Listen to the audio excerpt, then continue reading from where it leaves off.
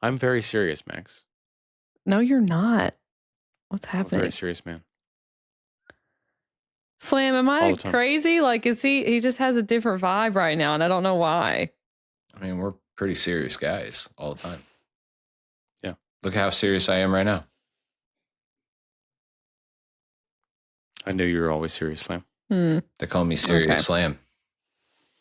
Yeah. Do they? Mm-hmm. Super serious because Slam. Zany is not serious enough. Mm-mm. Right. It certainly isn't. It's finally here, folks. We are getting all of the summer showcases lined up. We got SGF, we got the Xbox showcase, we got State of Play, and we will probably hear about the Nintendo Direct here shortly, maybe even before we post this episode, actually. So we wanted to come together and talk about the games that we are hoping to see, but also games that we think might actually show up. Because there's a lot of amazing possibilities, and we're excited to see some cool games with these showcases. But before we get into it, Slam, how's it going, homie? It's going pretty good, man. We're just living it up. Like to hear. I've been playing some Tales of Arise, as I said before. I've still been playing that. I really enjoy this game, man. I forgot how much I loved it. Having a lot of fun with it. It's so good, dude. It really Tales is. of Arise is like, I feel like for some reason online, there was like so much backlash, maybe because it is pretty different from other Tales games. But when I played that when it came out, I loved it. Yeah, it was great. Me too. It was beautiful. Having it on the Switch is awesome. Yeah, for sure. And then I've been playing Forza Horizon 6. It's set in Japan.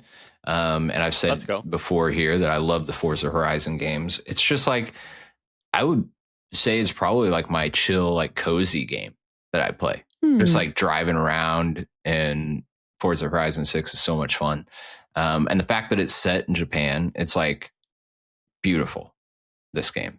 Absolutely gorgeous. It is a great time. And so, yeah, thoroughly enjoying that as my like nice change of pace thing this week so far. Word. How about you, Mags? What's going on over there? Yeah, doing well. I kind of had the same type of experience, like a cozy experience, but with a different game. I've been playing Coffee Talk, which is kind of like a visual novel / cooking simulator where you make different drinks and you have different ingredients, and certain combinations will yield special drinks. And so it's been a lot of fun. The game kind of fits into like a visual novel format. You are like a barista, and people come into your coffee shop, and you get to listen to their lives and hear about what's going on. And the game does a really good job of kind of explaining the world to you through these little conversations. And in a way, it kind of reminds me of how the NPCs are in Trails, where like you can start to learn about the world the more that you talk to the NPCs. Coffee Talk kind of explains its world in the same way. You start to learn about, the different problems that are occurring in the city. This world in Coffee Talk is interesting. There's like elves and dwarves and werewolves and vampires, but they all kind of like live normal lives. And so you kind of hear about how different characters and like different races get along or don't get along or have specific struggles. And so it's really cool to kind of just learn about that through these like little meaningful conversations in the game. So that's a lot of fun. And it's also just fun to experiment with the drink recipes, because like every drink has like a base. So like coffee, chocolate, tea, green tea or milk, and then you combine certain ingredients, and the order that you put them in may result in like a special drink. And then those are recorded in your phone.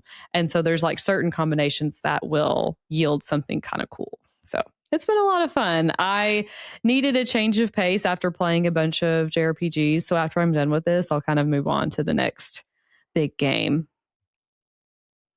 Which is Final Fantasy VII Rebirth on Switch 2. So looking forward to starting that one up soon. About time. Look forward to hearing about that. Yeah. It's not that exciting though, Mags. Like, keep your expectations low, and I think you'll be fine. Right. Well, hopefully as I play through it, I can offer some thoughts, and maybe we can do a spoiler cast at some point. Sounds amazing. This is a game that I'm playing behind you all. Like, maybe we can do the sort of thing we've been doing with the Trails I'll probably game, dabble we'll see. in the Switch 2 version too.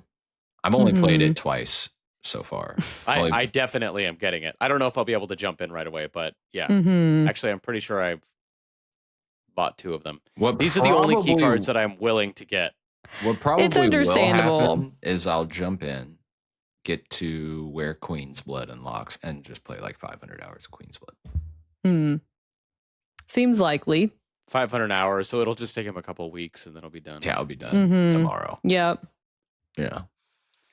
Oh man. Well, I downloaded the oh my gosh. Adventures of Elliot. I was going to say Tales of Elliot. That is definitely not it. Tales of Arise. Adventures of Elliot. Downloaded that, and I am obsessed with this game. I am so excited for this game. I love the setup for it. I played the demo when it first came out, but this is the actual introduction to the game. So you're playing the prologue, and everything about it's beautiful. It's charming. The mechanics are fantastic. I saw some reviewers who were complaining about like not being able to level up because it feels like an RPG, but then you have some like Zelda type mechanics. But they do a really good job giving you like bonus drop rates and things like that, and for chaining enemies and not getting hit. So they're like incentivize you and make it fun to get in there and build combos and do all of these kinds of things. And then you get more money, you get more magicite. And you can basically make your weapons better with magicite. It feels very mana-ish, actually more so than the first demo. The first demo was like, oh, this is a Zelda clone. This intro to the game feels more mana-ish because they have the whole wheel with the weapons. Like, it's just taken me back to the Super Nintendo. But the voice acting is really clean. The characters are really great so far. Like the princess following you around. I don't know, you get kind of this like princess using her powers to help you and slowly falling in love vibe. And I'm here for that. You know, I'm like, if Elliot and the princess need to get together, great. I'm here for it. It's going to be awesome. And there seems to be some characters that, you know, have some interesting motivations. So they're probably going to have some impact on the story. But just everything about it is fun. They have just made every piece of it fun. It feels like a perfect modern Super Nintendo game. And I mean that in the best way possible. Like, it doesn't feel archaic at all, but it feels so clean and nostalgic and snappy, and the music is beautiful and the environments are beautiful. I'm obsessed. I love this game. So I'm really excited for this game to come out. I am going to be sad when I beat the demo, because it's just the prologue. So I'm like exploring every nook and cranny and getting the most out of this prologue that I possibly can before it's over. But it's coming out soon. So as of the recording of this episode. So yeah, I'm really loving it. I've been having a great time with it so far. Yeah, I love the game too, man. You know, I after my preview with it, which I haven't played the prologue demo yet. I plan on doing that. But they did let us play for a couple hours, and I played the demo last year, and this is a day one for me. Like, I'm already sold. Like, I know I'm all in. Yeah, 100%. Yeah, I was already excited about this game, but getting my hands on it and actually starting it and seeing, you know, what the game is actually going to be like has been really, really cool. And I'm just as locked in as I was with the demo. So it's going to be awesome.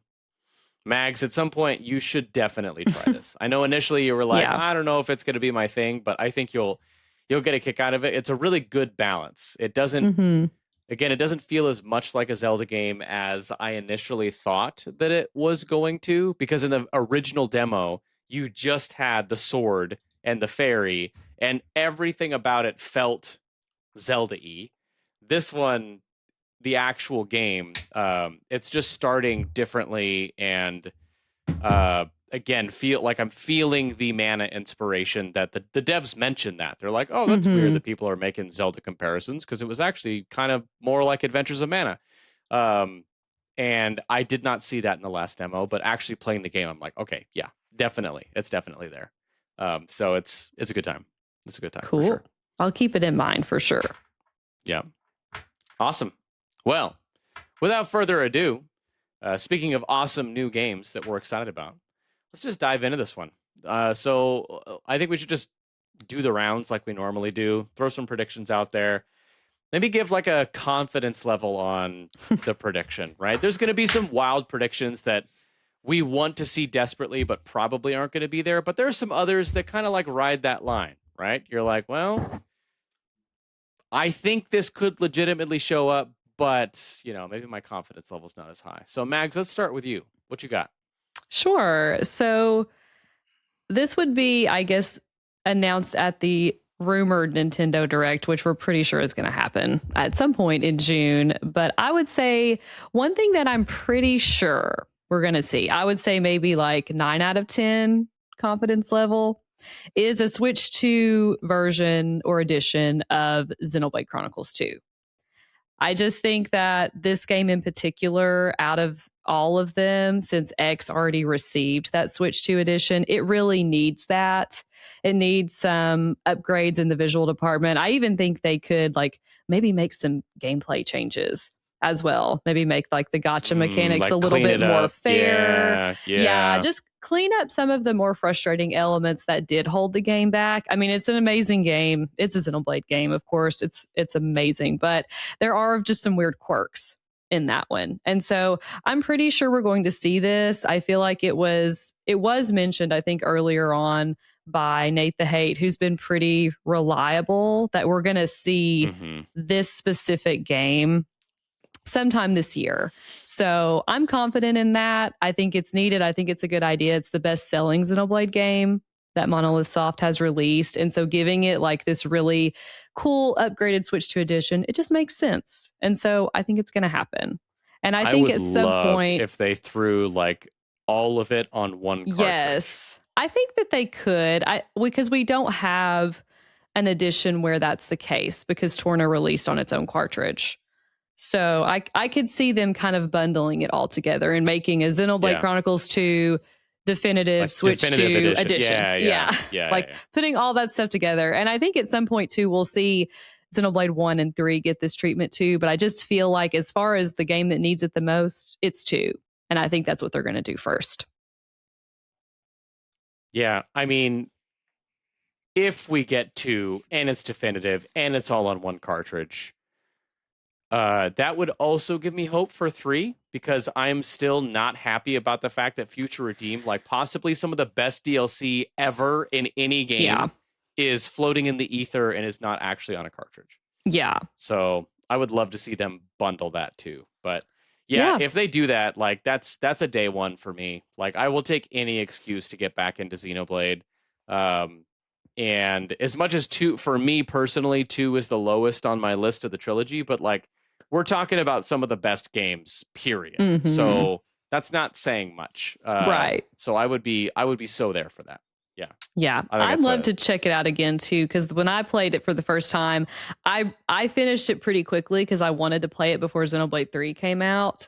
So I didn't spend like 80 hours. I think I finished it in like 50 or 60, which is not really, that's short when you think of it as an Xenoblade game. Yeah. So I'd love to give it more time and also have a better experience if it's been like refreshed. So yeah, I'd play Xenoblade 2 again. Yeah, of course. Of course you would. Of course we all would. I love Xenoblade 2. We love Xenoblade so much that our Discord is hassling us for talking about Xenoblade all the time. Talking about Xenoblade too much, yeah. So somebody's got to do it, guys. Somebody's got to do it. I feel like Xenoblade is so underrepresented. Like, I don't. Yeah. Anyway, it needs to sell more copies. I mean, when you look at how many copies the game has sold, it deserves so much more. Like all 100%. Of the games do, and so Yep. Xenoblade, they'll never make me hate you, and I'll never shut up about you. Don't worry. So, except for X. Oh, yeah. I didn't love X. Let's not open that can of worms. We don't need to. It's fine. It's fine. Slam. What's your first prediction? I'll go with okay. This one kind of, I know we're planning to do like predictions, like kind of pipe dreams type scenario. So we'll get to like the outlandish ones later. And this one could be kind of considered that, but I do feel pretty confident that we will see a new Square Enix AAA IP at one of these showcases. whether that be a new IP. Yes, whether that be a State of Play, Summer Games Fest. So, we are too early for Final Fantasy 17. We are probably going into the, release cycle for Final Fantasy 7 Remake Part 3, right? And I don't think when they reveal this, it's going to be like a huge trailer with tons of gameplay and stuff like that. But it would be like a very teasery type thing. Like, hey, this is something we're working on. And the only reason I think that is because there's been like, I remember once upon a time that Square Enix had all of these like new IPs like kind of coming out. And like there was like a wide variety of like Square Enix games to choose from. And I don't necessarily feel like that's the case right now. And I'd love to see them get back to it. That's why I say this could be kind of like a pipe dream type scenario.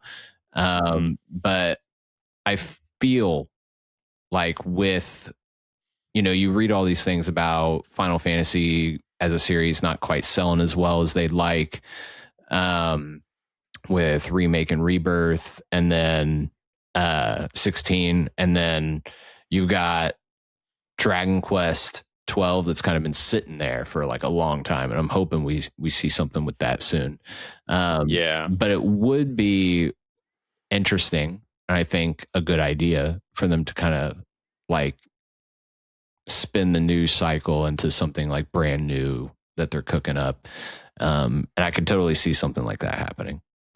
Do you think like new as in brand new, never seen before IP, or new as in reviving like a dormant franchise with a new entry? I was thinking never before seen. Okay. But I could see them reviving a really dormant franchise. I could see them doing that too.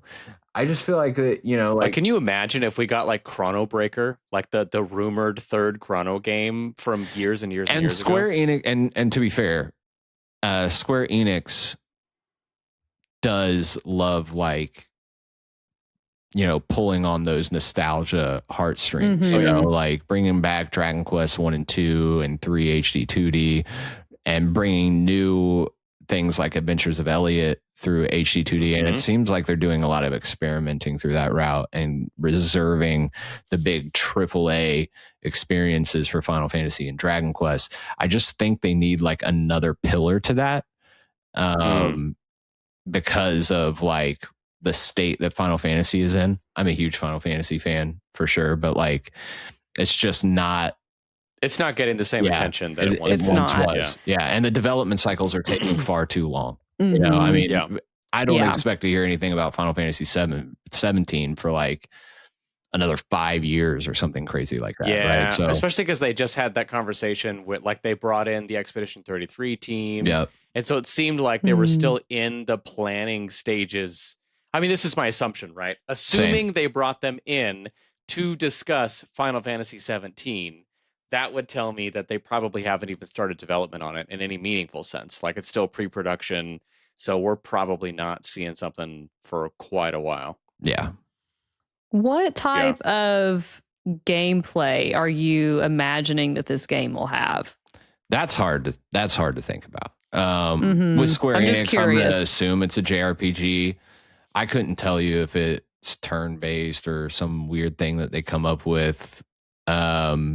But like some action turn-based type hybrid situation. I do expect it probably will be like a JRPG, but I assume that too. I just meant like within like the JRPG categories, like what were you thinking it would be, or did you have any guesses, or just like anything you would particularly want to see? I don't think they would go like old school, classic, traditional turn-based, because I do think Dragon Quest will hold that base. Yeah, and I don't think they'll spin up a brand new IP and have it be something like that. That's what I was wondering. Whatever they do would be like a combination of the stuff they've learned over all the experimenting they've done over like the past 5 to 7 years with all the HD 2D games that they released, plus the hybrid system that they developed with Remake and Rebirth, how that evolved and how that was received. Looking at things like Expedition 33 and bringing that team in for consulting, stuff like that. Like, you know, they're going to come, Square Enix is going to do what Square Enix does, and they're going to try to create something different. And in my mind, and like I said, this is more of a pipe dream thing. I'd love for them to come with like a new IP that they planned on building on over time. And it is like this big AAA, like another pillar to like third pillar to Dragon Quest Final Fantasy. But that'd be pretty hard to pull off, though. It would. But like, they've tried a lot of things recently. I say recently, in like the last 10 years, right? Yeah. And none of them really landed the way that they wanted to. Like, I'm thinking about like Forspoken, for example, which just kind of died on impact. Yeah, and I've heard it's a decent game, but it just didn't get the attention that they wanted in it, and they put a lot of effort into it, and they even shut down the Luminous engine because of that game. Or at least that was kind of the final nail, right? Did you feel like that one was like a AAA, like all of Square Enix's effort, or did you feel like that was more of like a kind of like, what do they call those?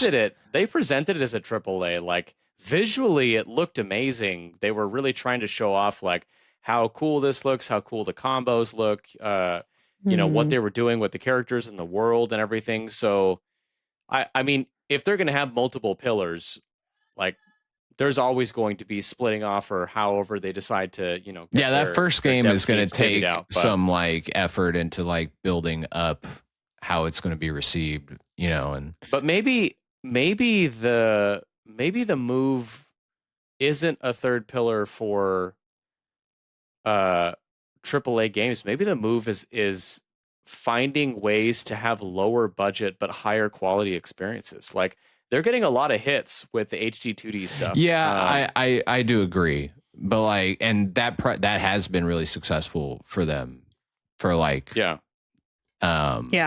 the last, for a while, you know, several years, ever since they started the HD 2D side of things. But I just feel like, and we all talk about this all the time, like the people aren't getting into JRPGs. Like, there was this whole thing spinning around, like people aren't getting into JRPGs because these big series, these big AAA mainstream, like top tier JRPGs that these studios are putting massive effort into are taking 10, 15 years to develop. So people aren't getting into Final Fantasy and Dragon Quest because when was the last Dragon Quest? Right. You know, like when was the last, you know, Final Fantasy game? You know what I mean? So it's like you get like one release in your entire childhood from these series. So if they can find another pillar or like have another team working on something alongside the Final Fantasies and Dragon Quest, that'd be awesome. And again, is it realistic?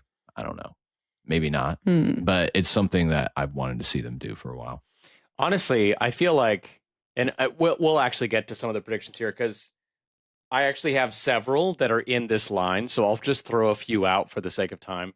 But before I throw out some of my predictions, I think it would be a really smart move if Square did for Final Fantasy exactly like cookie cutter plan that they're doing with Dragon Quest. Like, Dragon Quest, the HD 2D remakes have made the older games better, and they keep Dragon Quest top of mind because they're rolling them out regularly, right?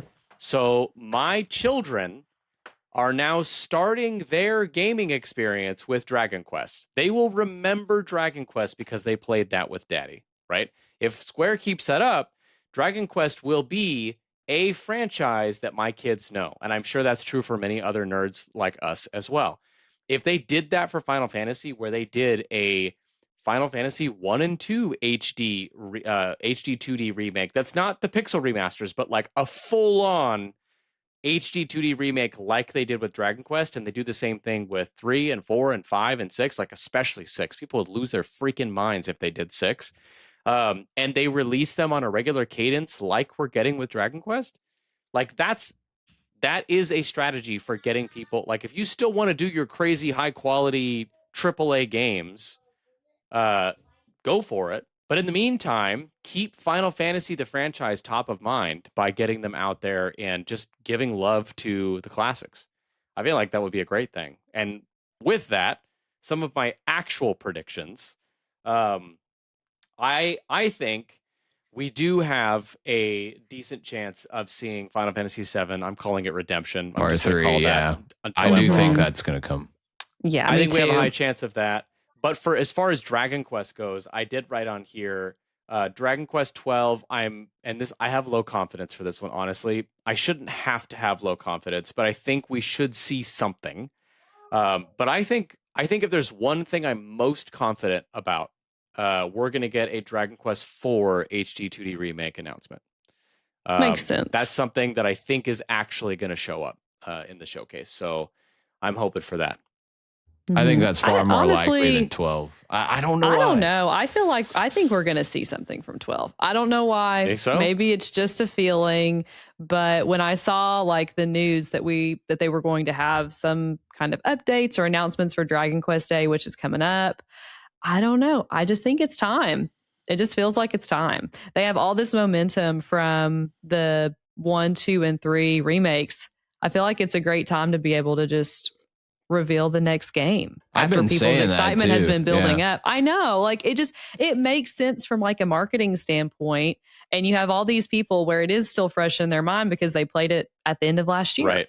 And now this is like showcase season, so it's the perfect time to just like, blast that out now to the world. So we'll see. If both of those things happen, Dragon Quest 12 and Final Fantasy 7 Part 3 are revealed, my prediction is just not going to happen because it will absolutely get drowned out by the marketing for the two biggest JRPG series of all time. Yeah. But if we don't see Dragon Quest 12 and it is just Final Fantasy 7 Part 3, I could see them being like, because there's something else. Final Fantasy 7 Part 3 is not a reveal. We all know it exists. We've known it exists for a long time. Like it's not this huge, like brand new thing. And we all know it's probably coming soon. So it would be interesting to see Square Enix be like, oh yeah, and we're also working on like this other thing. But if Dragon Quest 12 also comes, there's no way. I would lose my freaking mind if they would do like Final Fantasy 7 Redemption, and then not a new Final Fantasy, but like if we got some sort of HD 2D Final Fantasy something or other. I would love that too. Right? I think those would be so much better than the pixel remasters, Yeah, and don't get me wrong, I love the pixel remasters. I do too. Like, especially like there's elements of it that are so good, the music, etc. But again, like the love that they gave to Dragon Quest, I'm like, you guys could make Final Fantasy 2, which is currently probably the worst mechanically of the entire series. You could make that into an actual like experience that people are like, dang, Final Fantasy 2, right? Like that's what they did with Dragon Quest. Dragon Quest 2 was one of those. Yeah, please do that for Final Fantasy. But I think probably my highest confidence of those three, honestly, is Dragon Quest 4. That's another one we are like they're beside themselves. Like they can barely hold it in. They're like, oh yeah, we're working on, so I feel like they're excited about it. We've been getting them basically year after year at this point. 4, 5, and 6 are going to be super hyped for Dragon Quest. So I feel like it's only a matter of time before we see that. And I think like there's been a lot of talk online about Dragon Quest Day. So yeah, we could get 12. That would be amazing. I would also lose my mind, but I would be surprised if we don't see anything for 4. At the very least, like a title screen and a hint that it's coming. Yeah. Right. I feel like that's on the menu. And we should see that soon. But we'll find out. We'll find out. Cool. Mags, what's your next what one? Else you got? Yeah, so I think specifically for the Xbox showcase, we're going to get the release date for Persona 4 Revival. Yeah. Yep. That's a good call. That's the one. I always get that one. When do you think the release date's going to be? I think it's going to be February 2027. that was rumored already. I think so. I think that timing feels right because didn't Reload release early in the year? I think it was January, wasn't it? I think so. It was definitely January or February in the specific year that it released. So I wouldn't be surprised if Revival follows that pattern. There's already been kind of some rumblings about it. So like this info isn't coming out of nowhere. And historically, at least for the past few years, Persona news has come from the Xbox showcase of all places. And so I think that it just feels right. It feels like it's time. And that's another one Mags is going to play, right? Yeah, of course. I'm super excited for this one because I've not played Persona 4 in any capacity yet. And I really wanted to do it this year. But if it's coming out early next year, I can hold off. Yeah. I think that's for the best. But yeah, I think it's going to come. I think we're due for an update. The first kind of initial reveal that we got felt a little like mishmashed together, kind of like they needed to get something out because of leaks. And so maybe this will be, maybe this will be the time that we actually get like a very like really cool planned out trailer marketing and information blast that we didn't really get that first time around. All right. Word. I'm here for it. Let's do it. Yeah. Done. You're hired. Done. You're hired. You are responsible for the release of Persona 4 Revival now. I will take care of it. That would be amazing. I will take care of it. It would be out like tomorrow. Yeah, if dude. I was in charge. At the very least, I want to get some more info on what they're going to include in the game. Yeah. I still don't know if it's going to be golden. It'll be golden. It'll happen. Really I don't trust them to do that, but I hope that they do it. Yeah, I hope they do. Yeah. Admittedly, if they do that, it's going to look bad for Persona 3, but I mean, 3 is done. If they learn from that like initial mistake, I'm happy. Like honestly, like I just want them to make a remake that has all the elements of previous games because those parts are special and they deserve to be included. So I hope that they do. Yeah, because it's not like the definitive remake if they don't include those things. Right. Exactly. And selfishly, because 4 is my favorite Persona, I'm like, please give us the whole thing. Yes. So yeah, I'm really hoping we see that. That would be amazing. All right, Slam. What you got? Next up at the Nintendo Direct, I do think the rumors are true. And I think we will see an Ocarina of Time remake, which will make me very happy because that's my favorite Zelda game. And I love playing it. And it's one of my favorite games ever made. And if they do this, which I hope they do, if they do this in a similar way that they did Star Fox, where it's still Ocarina of Time, just, super, like it gets a super glow up, this, it just looks incredible. It'll play a lot better now. If they tweak a few things here and there to make the game, look and feel more modern, then I'm all for it. But I still want it to be Ocarina of Time. Now there is had this thought in my head, where I've argued with myself a little bit, where I'm like, do we need another remake of the same Ocarina game where we've had it on 64, we had it on 3DS? Do we need the same game again on the Switch? Personally, I think yes. But would it be possible that Nintendo really modernizes Ocarina of Time and adds a bunch of stuff to it, fills out those open areas, adds some extra bells and whistles, makes it, adds a few twists on the formula and makes it a little bit different than the original game? I think I'd be okay with either way, but I don't know which one I prefer. But I'm confident in Nintendo to do right by that game because they know what Ocarina of Time means to the fans of Zelda. So I trust them. Yeah. What do you think if we get an Ocarina of Time remake and it's modernized? What are the things you think that they would change or add? So that open area that you get in Ocarina, that's the first thing that comes to mind. There's a lot of opportunities for stuff that you could do there, right? Stuff that you could add there. stuff that you could do between like the dungeons and things like that. A little bit more life you can breathe into it. And then there's, all the things that they've learned from like Breath of the Wild and Tears of the Kingdom. I don't want them to put like any of like those mechanics specifically in that, but the things that they've learned from handling more open, structured video games. Yeah, we don't want them to like shoehorn. No, don't want any Tears of that. of the Kingdom and Definitely Breath of the Wild backwards. Don't want that. Please don't do that. But if you could just take the things you've learned from like how you can make like a world feel really lived in, I think they could add that to Ocarina of Time, because like I said, there's opportunity there. Because the original and the 3DS version, it's pretty empty. You're just traveling between, areas and big open fields and stuff. So, I could see them, maybe I don't really want them to modify like any dungeons or anything like that, really, because the dungeons in Ocarina of Time like are drilled into my memory. Love them so much. But like minor things, I'm cool with. All right, I like that. I'm here for it.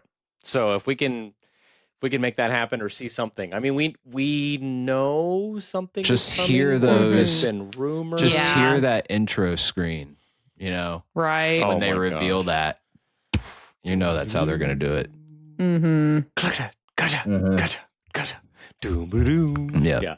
Oh my gosh. So someone created like a playlist of like chill songs I was listening to at work the other day, and I wasn't looking at it, and that song came on, and I was just like, oh, I love this game.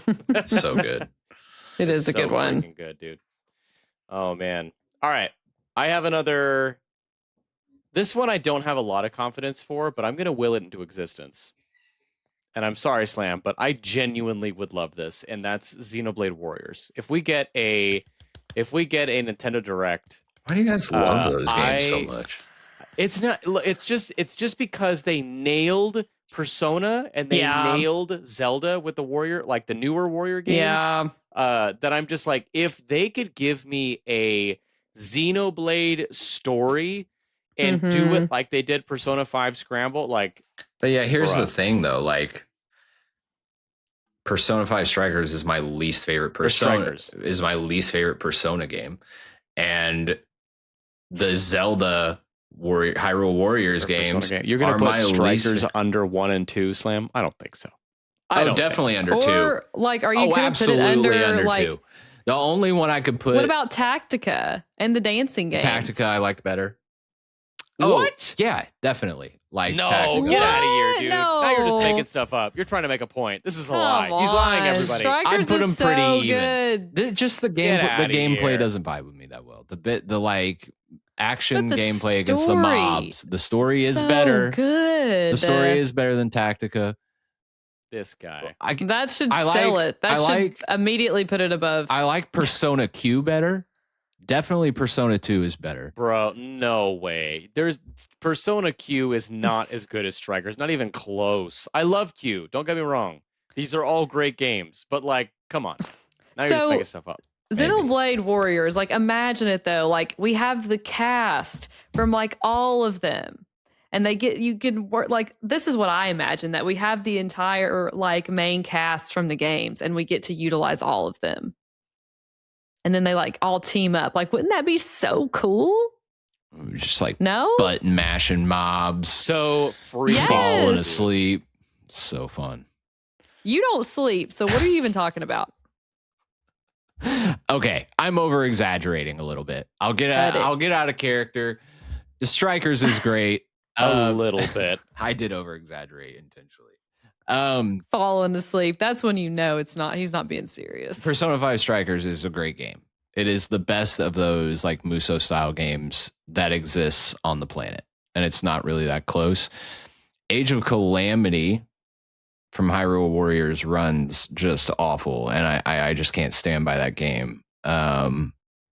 It was a calamity. It was. Age of Imprisonment, much better. Mm-hmm. I enjoyed my time with that one. Remember, guys, I beat that in like a weekend. So, which further proves our point. Would I play Xenoblade Warriors? Absolutely. And that's maybe why I don't want it to happen. I think that's it, because you would play it, you would like it, and then you just be like, oh, I hate myself. So I would love to see it personally. I think it's a great IP for that. All the characters, the Xenoblade 3 crew, the Xenoblade all of them 2 teaming up. Yes, you have like amazing animations. I mean, like the combat in Xenoblade is so crazy. Like it would work. You could have arts, you could program arts as you're like slashing through things. You could get chain attacks. I mean, they could do all sorts of stuff. That's what I'm saying, dude. Yeah, that would be sick. Yeah. And that's what I'm saying. Like it's because of the combination of things that you could do with the existing battle system, right? Like when they gave us Fire Emblem 3, I forgot to mention Three Hopes. Three Hopes. I haven't played that one. Is a Muso game, and I love Fire Emblem, but it is done so well and feels like a Fire Emblem game. Yeah, I know, right? Mr. Tactica over there. Get out of here. Better than Strikers, and please. with Persona, with Strikers, it was the same thing, where it's like, it's a Muso game, but like the way they did the dungeons, the way they did the Persona fusing, like everything about it felt like Persona, except for that small piece. So it just opened up the possibility of giving us more of a franchise and all the things that we love with something that is slightly different. And that's what a good spinoff is. So if they could do that with Xenoblade, like, dude, I would be so freaking excited. No, I'm excited. You would be so freaking excited. You guys just hyped me up, dude. See, we sold it to you. You would love it. That's right. Got to will this into existence. Yes, we do. Oh, yeah, right. I think it's my turn. No, is it? Wait, it's Mag's turn, right? Oh, yeah. Yeah. I thought Max just said Warriors. You said Warriors. Okay, cool. No, I just talked a lot about it. Because she's just as excited as I am. Let's go. Yeah. I'll keep the Nintendo theme going, because for the love of all that is holy, we need a Fortune's Weave update. I think we'll get one. And I think we're going to get one. Yeah. I think it's a 10 out of 10 confidence. I think it'll be like it's coming really soon. Like, what do you guys think? Like, you think they're going to announce it and be like, it's coming like in a month or two? So my worst nightmare is that it releases in September. So I would actually like if it released in like October, August. November. No, not August. There was a rumor that it would come out in August. There was that rumor swirling for a while. But that rumor said was it August? It was just August.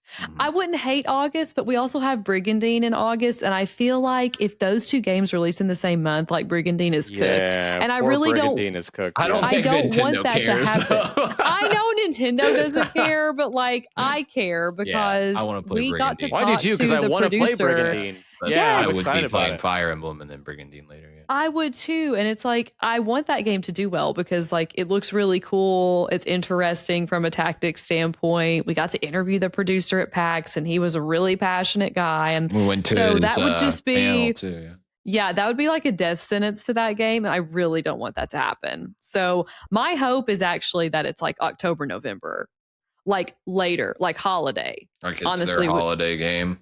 Yes. But what if they do the Zelda remake and that's the Fire Emblem will come separate from that? They won't release those close to each other. I don't think it's likely. Early, one's going to come late.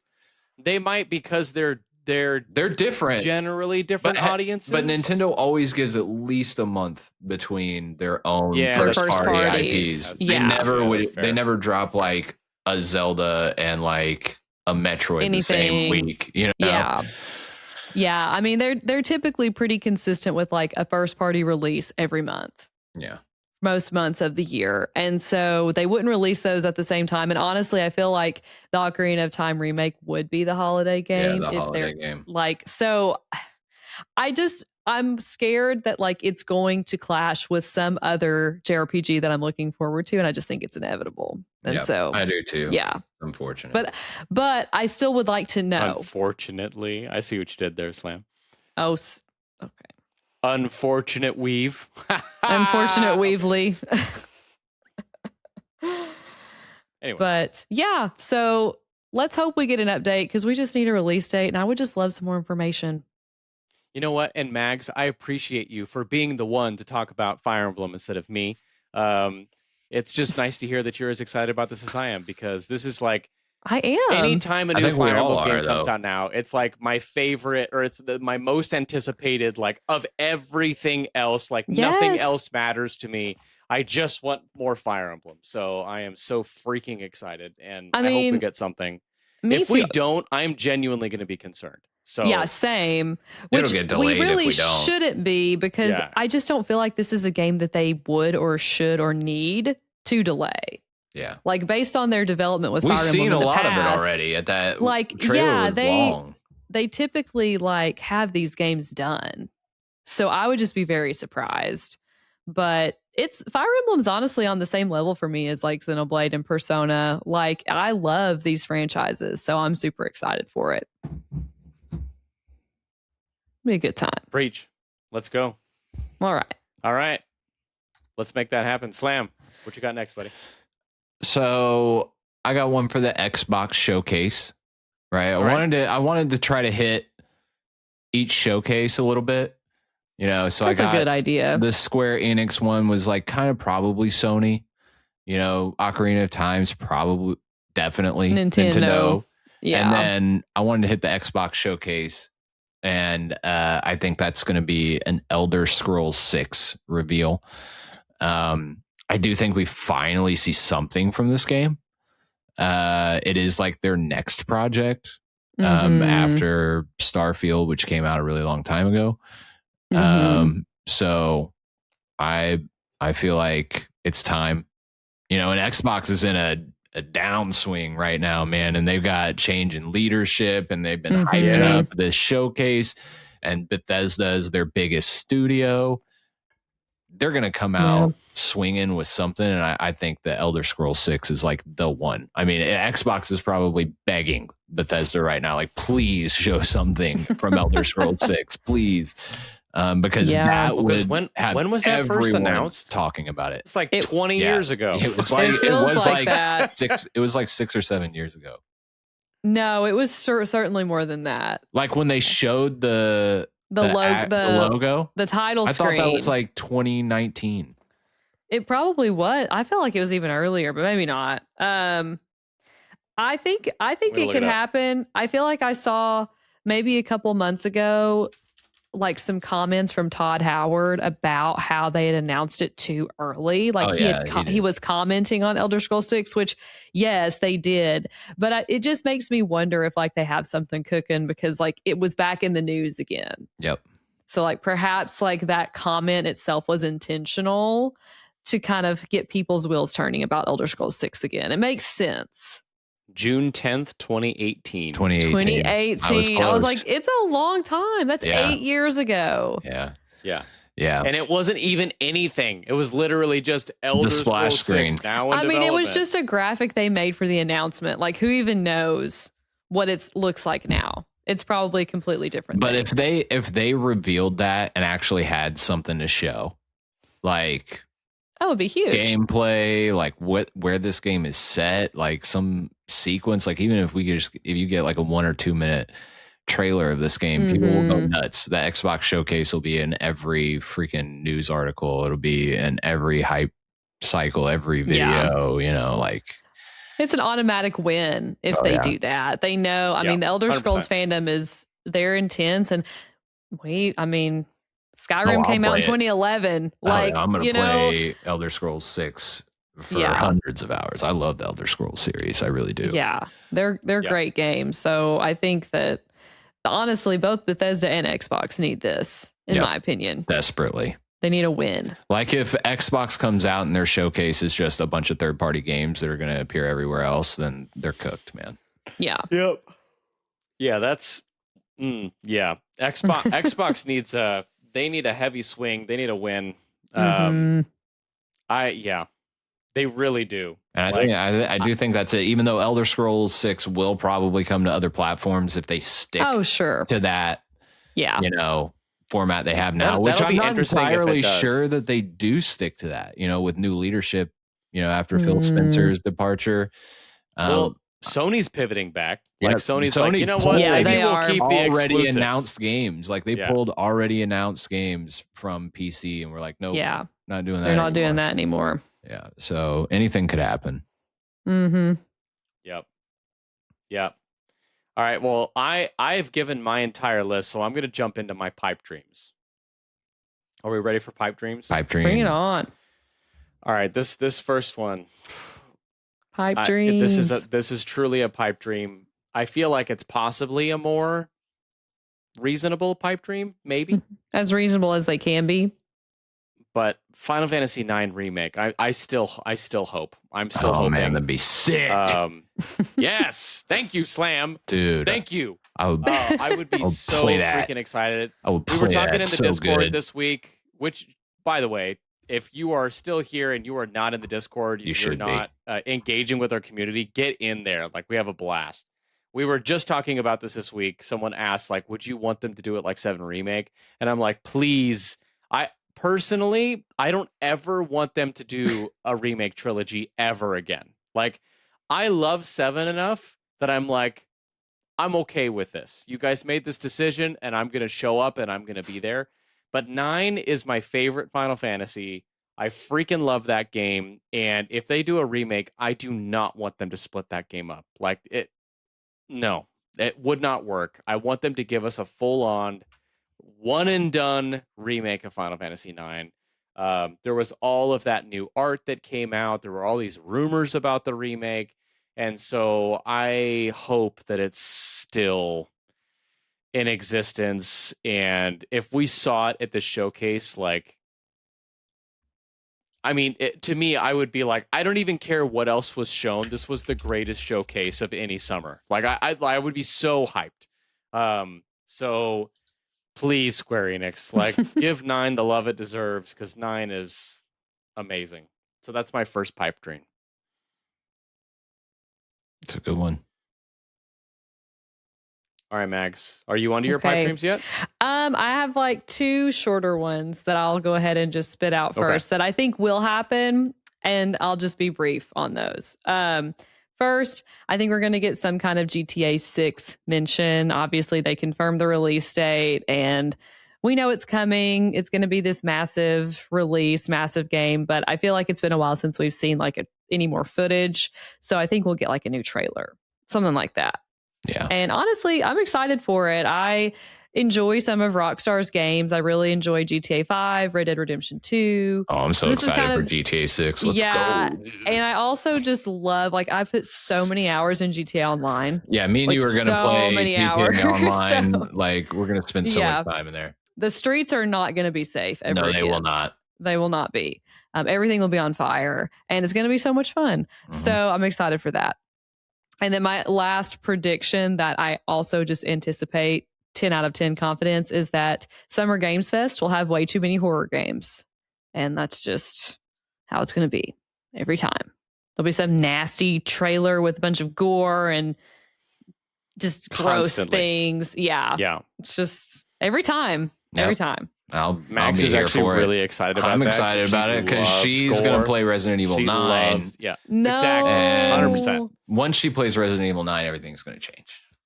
Everything. Yeah. Everything is going to change. For the entire podcast. We're not even going to be a JRPG podcast anymore. We're just going to be a Resident Evil podcast because of Max. She's we're not. Such a fan. Yeah. The records don't show that. Pull in the Resident Evil fan base, and it's going to be crazy. And we're going to be hoping for like Xenoblade horror games, you know? Oh, listen, that photo at the end of 3 was horrifying enough. We don't need any more. You know what I mean? You know what I mean? I know. I do know what you mean. So I'll move on to my first pipe dream real quick. This one, I would love to see it happen. I don't have a lot of confidence, but I really would just love to see Kyoto Xanadu get a Western publisher and a Western release date, because we saw this game announced at a Western Nintendo Direct, and assumed that it was going to be coming, same day as released in Japan. And that just doesn't seem to be the case now.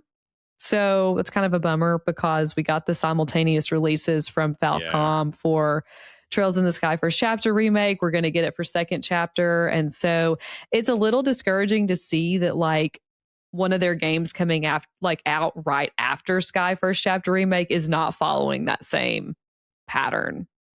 Not sure what's happening there, but I'd love to just see it get some sort of Western support and that being announced.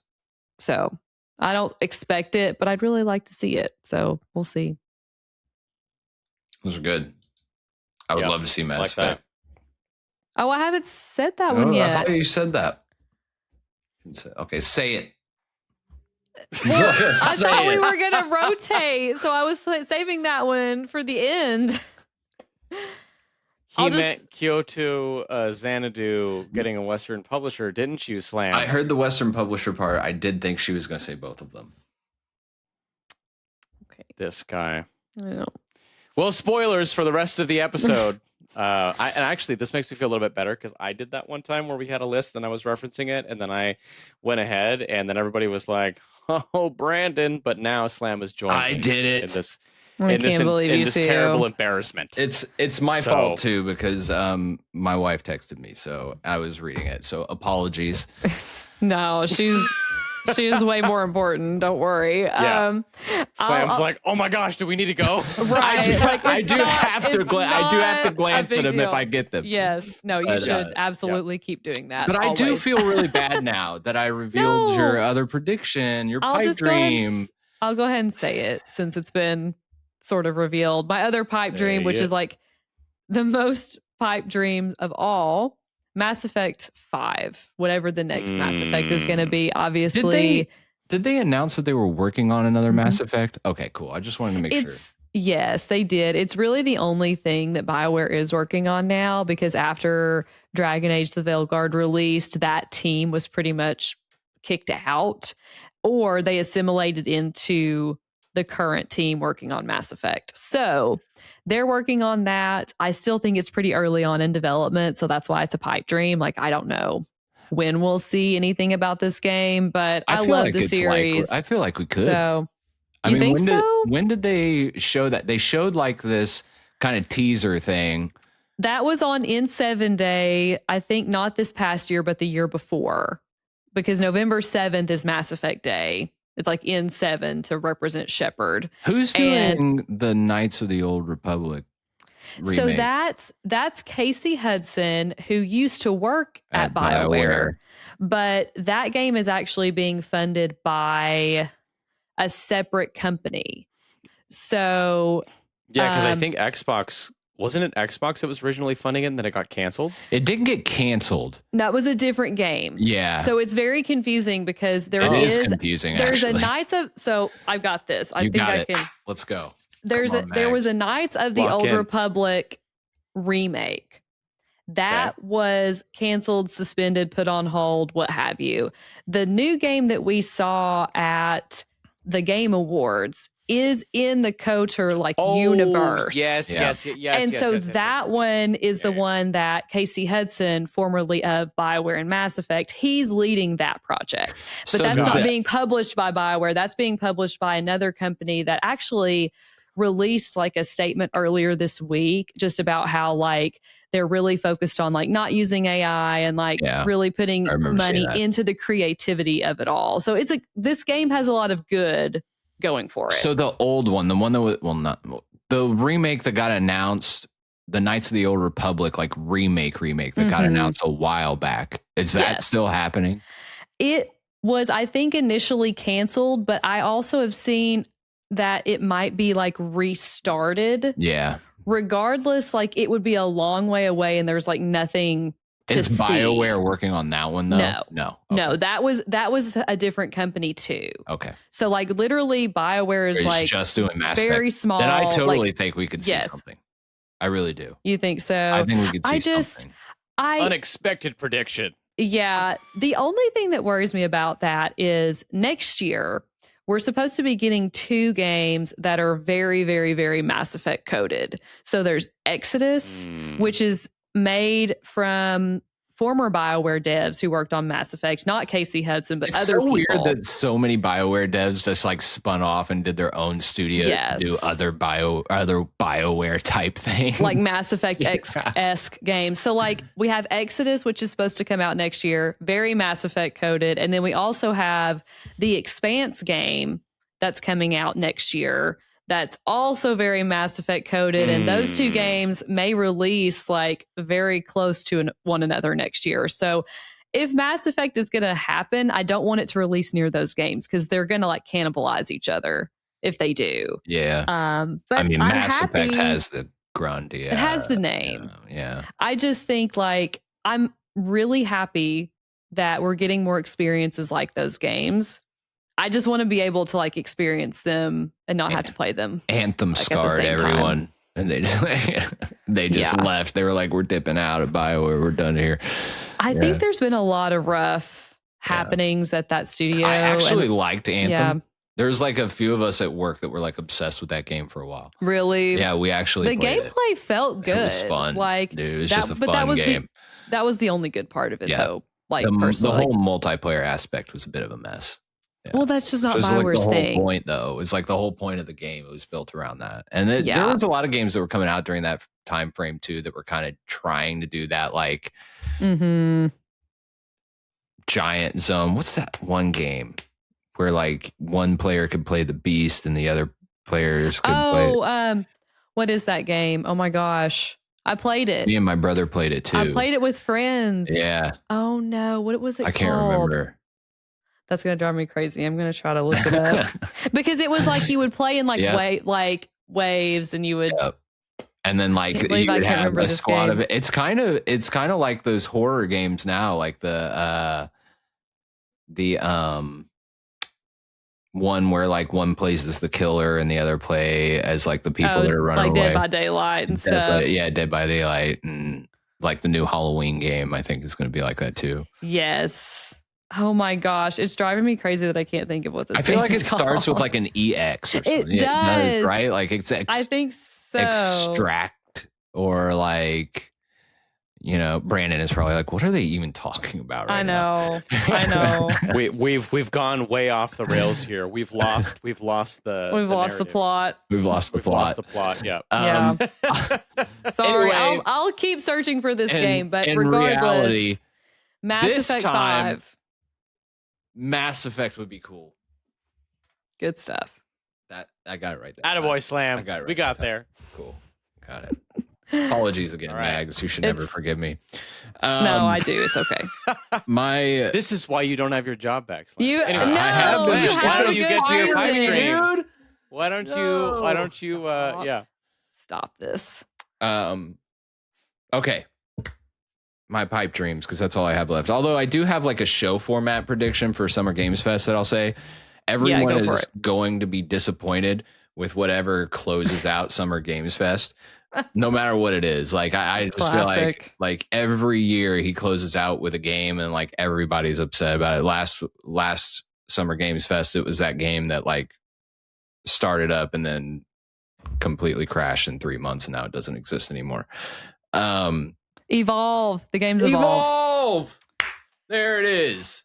Sorry, Brandon. I just had to figure it out. And the game case had like a beast footprint on it. Yes, that was it. Oh, yeah. Oh my gosh. I remember that. Yeah. Never played it. But you remember it though. I do. Yeah. I remember the case. Yeah, because physical games are great. Yep. I wonder if the physical version of that game even works now. Like, can you even do anything on it? I don't know. Wasn't it an Xbox game? It was. Yeah, but like it was a multiplayer only game, I think. Oh, it was. Yeah. Because I remember I had like Xbox Game Share with someone. And so I got to play that just because they already had it. Yeah. So it was a lot of fun. But yeah, Evolve. We got Evolve. Somehow on this jrpg podcast, we ended up predicting Summer Games Fest and ended up talking about some random multiplayer game from several years ago, like a decade ago. That nobody probably remembers, but that's why you're here. That's why we're here. And it's all because I spoiled Mag's best pipe dream prediction. So it's okay. I will. So why don't you tell us about Persona 6? There you go. Oh, I deserve it. Okay. Got him. Yeah, my first pipe dream prediction is, I mean, that's kind of an obvious one. Persona 6 reveal, right? It's time. Yes. It's been time forever. What are we doing? Time. Where have you been? Where is it? I can't find you. Where freaking is it? Where is it? Like, for real. Seriously. It would be amazing if they showed a long trailer of Persona 4 Revival and then closed out that trailer. Like, literally just closed out the same trailer with like a Persona 6 reveal. Like the main the main antagonist or protagonist, one of the two, or like something like that. Dude, to what's like gonna reveal happen? This is what's gonna happen. We're gonna get this trailer. We're gonna get these striking green colors, and it's gonna look amazing. We're gonna get so excited. It's gonna be green, like, isn't it? They're gonna be like green, isn't it? I think it's gonna be green or reloaded. No, Brandon, don't put that evil on us. Get out of here. Did you just say metaphor reloaded? Yeah. What even is that? What is that going to be? That game just came out. I don't know, because they do that. They're just like, they do hey, that. You want the next game? Have, we're going to give you the definitive edition. Yeah. Like, instead of Persona 4 Gold, this would be that metaphor version of that. Oh my gosh. Man, I'd be so actually excited. I'd play that. I would too, but it would also be kind of messed up. Yeah. No, for real. It's so funny that I ended up. But like, is there a world where like Persona 4 Revival and Persona 6 release in the same year? Not release, but they can announce 6. You like, we know so? 4 Revival. I think coming. 6 is going to have a lot 4 of Revival date. I think and 6 6 stuff. That announcement's going to have some legs. I don't think it. I with the way Persona core releases, which may be different now because the last one was 5 and they still weren't like on track with releasing in the West at the same time as these. So I would say they're going to be in line now, and maybe for sure. that means the announcements and the releases aren't as far apart as they used to be. But I would love to see a Persona 6 announcement, dude. Oh, we need it. Hyped. Yeah. And then my other pipe dream would be Kingdom Hearts 4. Give me a Kingdom Hearts 4 trailer. Give me some of that amazing music. Give me some gameplay and a release window, please. Please do that for me. Can I add to the pipe dream for a second? Of course. Because I just have this like theory / not really a theory, but what I would love to see in Kingdom Hearts 4 and would make me like buy it and play it day one. So Disney owns Hulu, right? Yeah. And Hulu now has the rights to King of the Hill, right? No, I just want to see Bobby Hill in Kingdom Hearts, man. Please. Like, could you imagine? I would absolutely love that. King of the Hill is one of my favorite shows. And now it's I'm gonna hard no. I'm gonna hard no that one. What do you have against King of the Hill? That's a big fat veto for me. King of the Hill is not Kingdom Hearts vibe. Like, what are you talking about? That would be hilarious. Could you imagine? They could go to Arlen, Texas. That could be one of the worlds. Kingdom of the Hill. No. That's what they call it. Yes. See? No. Yes, he's got it. No. Slam there are a gets it. limited amount of worlds in Kingdom Hearts, and they're doing something new in this one. And you're telling this is me new. you want to waste This is new. one of the worlds It's not a with waste. King of the Hill.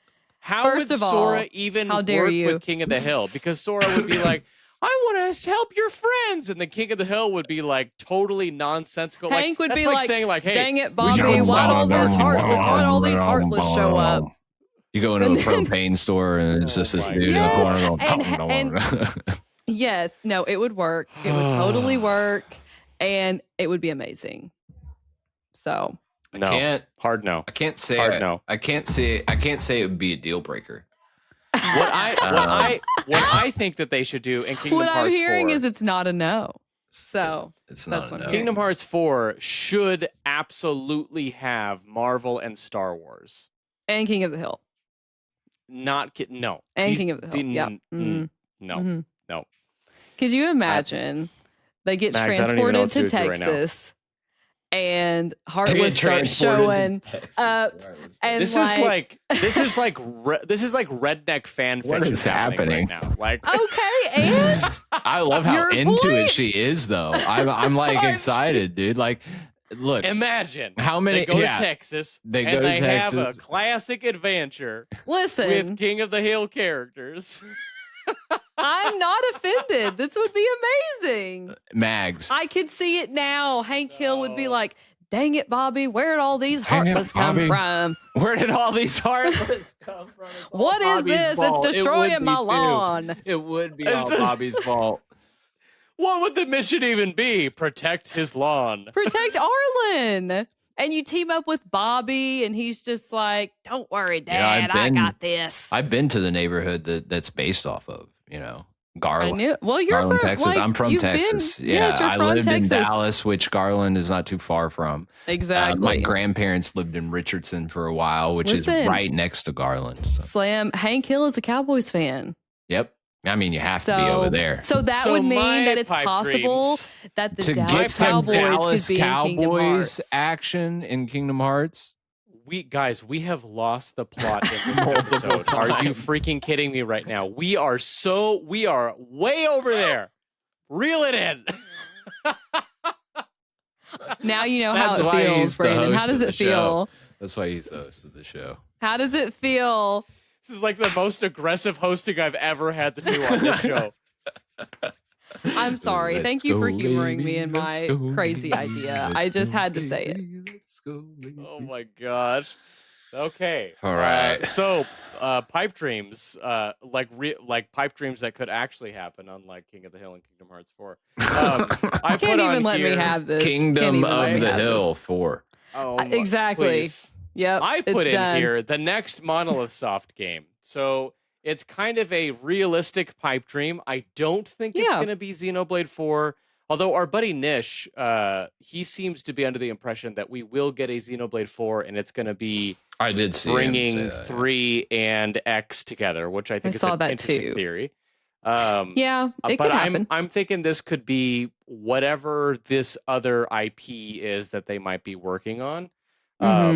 I think we're still early enough in the Switch 2 cycle, but far enough into it that Monolith showing up makes sense to me in the next couple of years. Yeah. So if we got something like that, again, this is one of those, like, if one of these things showed up on our pipe dream list, like, that would just make the entire summer showcase for us. And this would definitely be it. If Monolith showed up with something big and amazing and awesome, like, case closed. So that's another pipe dream for me. Yeah. Yep. No, I think you're so right. I think every time you say that, I feel like I have to do it. Anyway, Brandon, I think you're correct. I think that it's about time that we see something from them for the Switch 2. They've already supported development on other games that have released on the Switch 2 already. So it feels like it's kind of time for them to show like what their core team has been putting together. And I think that it's going to be great, whatever it is. I just hope that it's like got all of that RPG goodness that we've come to expect from Xenoblade, but maybe in a different way, or maybe through a different lens, perhaps, or different like thematic inspiration. I'm interested to see what they've had cooking, because I think they've been working on it for a while. So agreed. It'll be good. Yeah. I have one more, like, this is like a pipe dream that's not a big deal. It's a big deal to me. But I would love to see a Star Ocean 3 Till the End of Time remake. I saw that in your notes, and I was like intrigued by it. I think it could happen. 1 and 2, the remakes that they did for 1 and 2, it's not technically HD 2D, but it's close enough. It's a cool style. Like, it's regardless. A cool style, and they put a lot of love into those games. So 3 was the one I started with. I love that game, one of my favorite PS2 games. I think it's still totally worth playing today. Like, you can go right now and get it on PlayStation. If you have PS Plus or whatever, you can just go play it on the PS5. So if anybody is interested, I would highly recommend it. But if they put the kind of love that they put, especially into Star Ocean 2, into 3 and remade it, without going like too crazy, because 3, given like the 3D nature of it, that could be a massive project that they don't necessarily want to put the resources into. But they could remake it in a way that would work really, really well. And I would be really hyped if they did that, because I love that game. It's got one of the wildest twists in JRPGs, period. And I loved the characters and everything about the worlds that you go through. Like that game hit for me. So since we got 1 and 2, I just threw it in there as a pipe dream. I would love to see a 3 remake. After that, I frankly don't care very much, because 4 was fun, but it was not like, I frankly don't care very much. Yeah, that's funny. Like 4 is fine, but 1, 2, and 3 were like Star Ocean, like the classic era. 2 is my favorite, I think. But I got First Departure when we were at PAX East. PAX? I might play that again. It's been so long since I've played I love that game, dude. Yeah. I really liked the most recent one too. I think it's worth the time. Yeah. I know that like they it don't was need a to little remake that because it's the most recent one. So which like, which one's the most recent one? The Divine Force. That's the Star one. Ocean I haven't 6, played that one Force. yet. Oh, it's good, y'all. I fully endorse it. I heard it was my first Star Ocean, and I didn't really know a whole lot about the series, and I feel like it was really the only like weird part about it was like the character models were a little bit off looking, but otherwise it was solid the combat. The story fun. was fun. Yeah. It also had kind of that setup where you could pick either the male or the female lead, and so you like would 2. see like 2 and so on, and so you could see those different perspectives as you played the game. So there was some replayability, and it wasn't like crazy long. So like seeing both of their sides of the story wouldn't be like a huge undertaking. I really liked it. I did a backlog video last year. I haven't done one of those this year. But like I listed like 10 games that were in my backlog that I wanted to play that year, and that was one of them. I didn't get to it, but it's a good time. I have been meaning to get to it. Yeah. And it was also like released. I might pick it up, or I might play it at some point, because I do love Star Ocean. I think the way those games are structured are super unique. So I probably would like it, but I will admit, when it came out, all of the conversation around the models, and there was just a lot of people who were like, it's a bad game. And so I was just at that stage where I was like, there's so many games going on right now.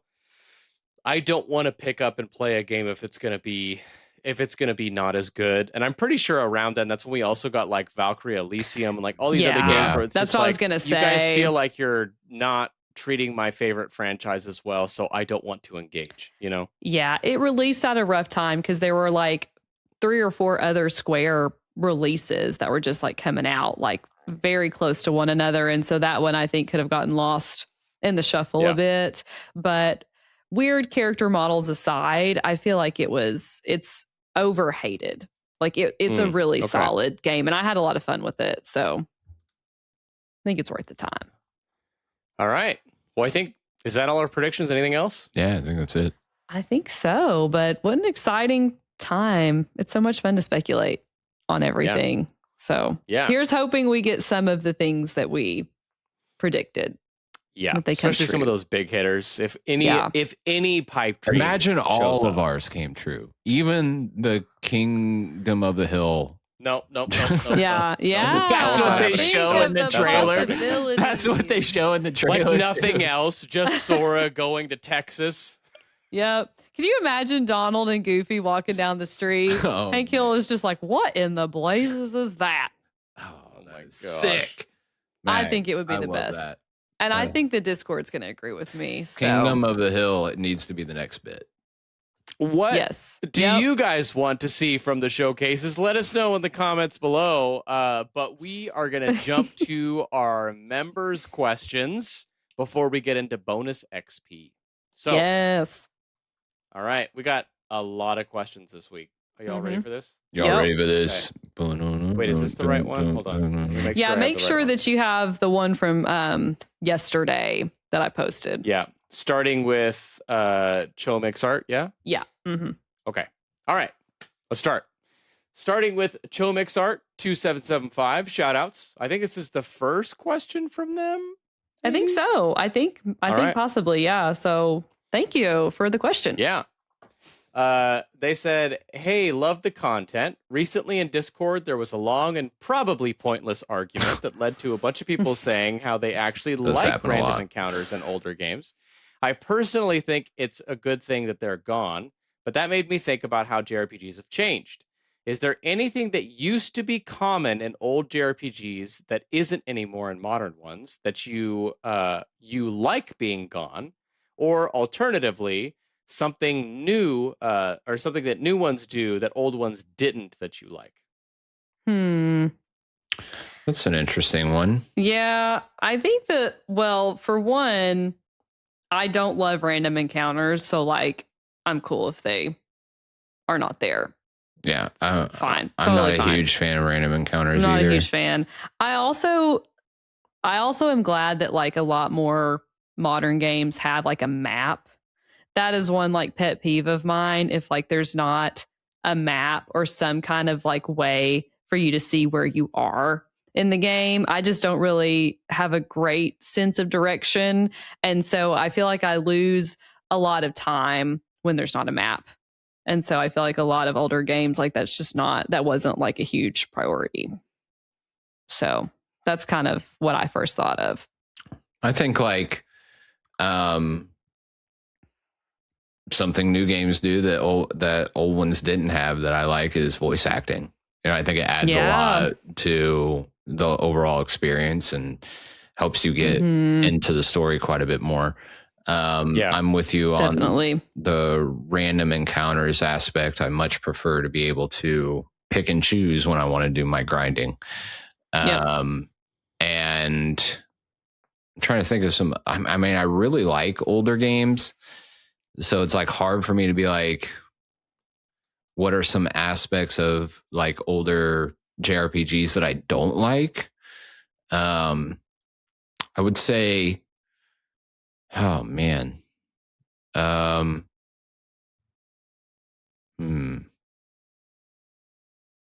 I don't know. Other than random encounters and no voice acting, what do you think, Brandon?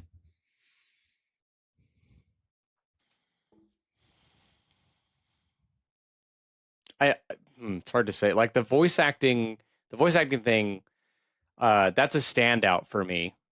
Because like even games like Adventures of Elliot, right? It's got a retro style, but having the voice acting there adds just everything. like takes adds it to another everything. level. Yeah. Final Fantasy Tactics, Ivalice Chronicles, love that game. That was but great. The voice acting edition was unbelievable. Like that's a perfect example of like the old game being basically perfect, but missing voice acting, and then you add voice acting, and now you have like just a completely overall different experience with it. It elevates it so much. Yeah. I do love the quality, just some of the quality of life features in new games too that like speed things up. There's a balance that needs to be found there because you can make a game not fun anymore if you make it too easy, which is something we talked about with Dragon Quest VII. But generally speaking, like what we've been seeing, the sort of giving you more control over how you grind is helpful. I think one of the things I would say about old games that I'm glad aren't as frequent anymore, and this is kind of a broader answer, but it is the grinding design. So a lot of old games, generally speaking, were designed to take longer because they were building games with places like Blockbuster in mind. So they would take way longer than they needed to. Like they were bloated. You had to do way more grinding. They were harder. And you can tell in some of those older games, like this game was designed to be a grind. And so in newer games, I like that even when they're still grinding, they find ways to make it interesting. They speed it up. They make it so that you can get skills or equipment or whatever that can maximize your grinding in different ways. And it's not just like, I'm thinking like classic original Dragon Quest, where it was just like, in order to beat this game, you need to spend 20 hours grinding. Like you have to, or you will not be able to beat the game, right? So that's Yeah, that's probably how I'd answer. There might be some other things I'm not thinking about, but those like are top of mind for sure. Good question. Yeah, that was a great question. All right. Next up, we got Bean Cake. Said, hope you all have been having an amazing day. Thanks, buddy. You all seem to be musically talented in either singing or playing an instrument. Could we ever get a rendition from all of you? Could be a subscriber count special or something like that. It's a waste of your amazing talents to not do it. Well, first of all, we're flattered. Yeah. Yeah, for sure. Second of all, Mags on bass and Slam and I singing and dancing could work. Yeah, I could definitely dance a little bit. I used to play piano when I was a kid, but I'm probably not very good at it now. I have a cajon, get some drums. Oh, you do? Yeah. You can drop a beat. Yeah. Yeah, I can make some beats. Yeah. He might be right. Slam could dance and mystify everyone with his dance moves. I can do like a DJ thing where I hype everybody up, Yeah. I love it. I think that would be sick. If we can all meet in person with our instruments, get and chili spaghetti, right? Jam out, and Taco Bell, and the whole menu. Taco Bell menu. The whole freaking menu. Mags will eat the whole Taco Bell menu. I'll eat the chili spaghetti. What do you have, Brandon? Why not both? Why not both? There's a lot of reasons why not both.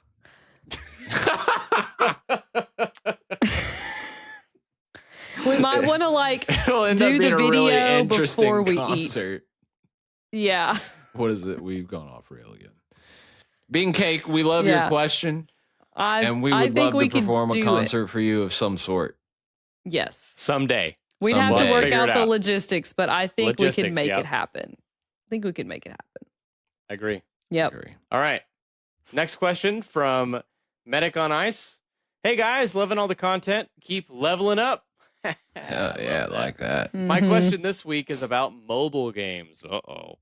Mobile gaming is the bane of the industry. Preach. And I frankly don't see much upside. I struggle to even enjoy some of the ties to IPs I enjoy. However, you guys are given $1,000. The catch is you can only spend it on a single mobile game. What game would that be? Ooh.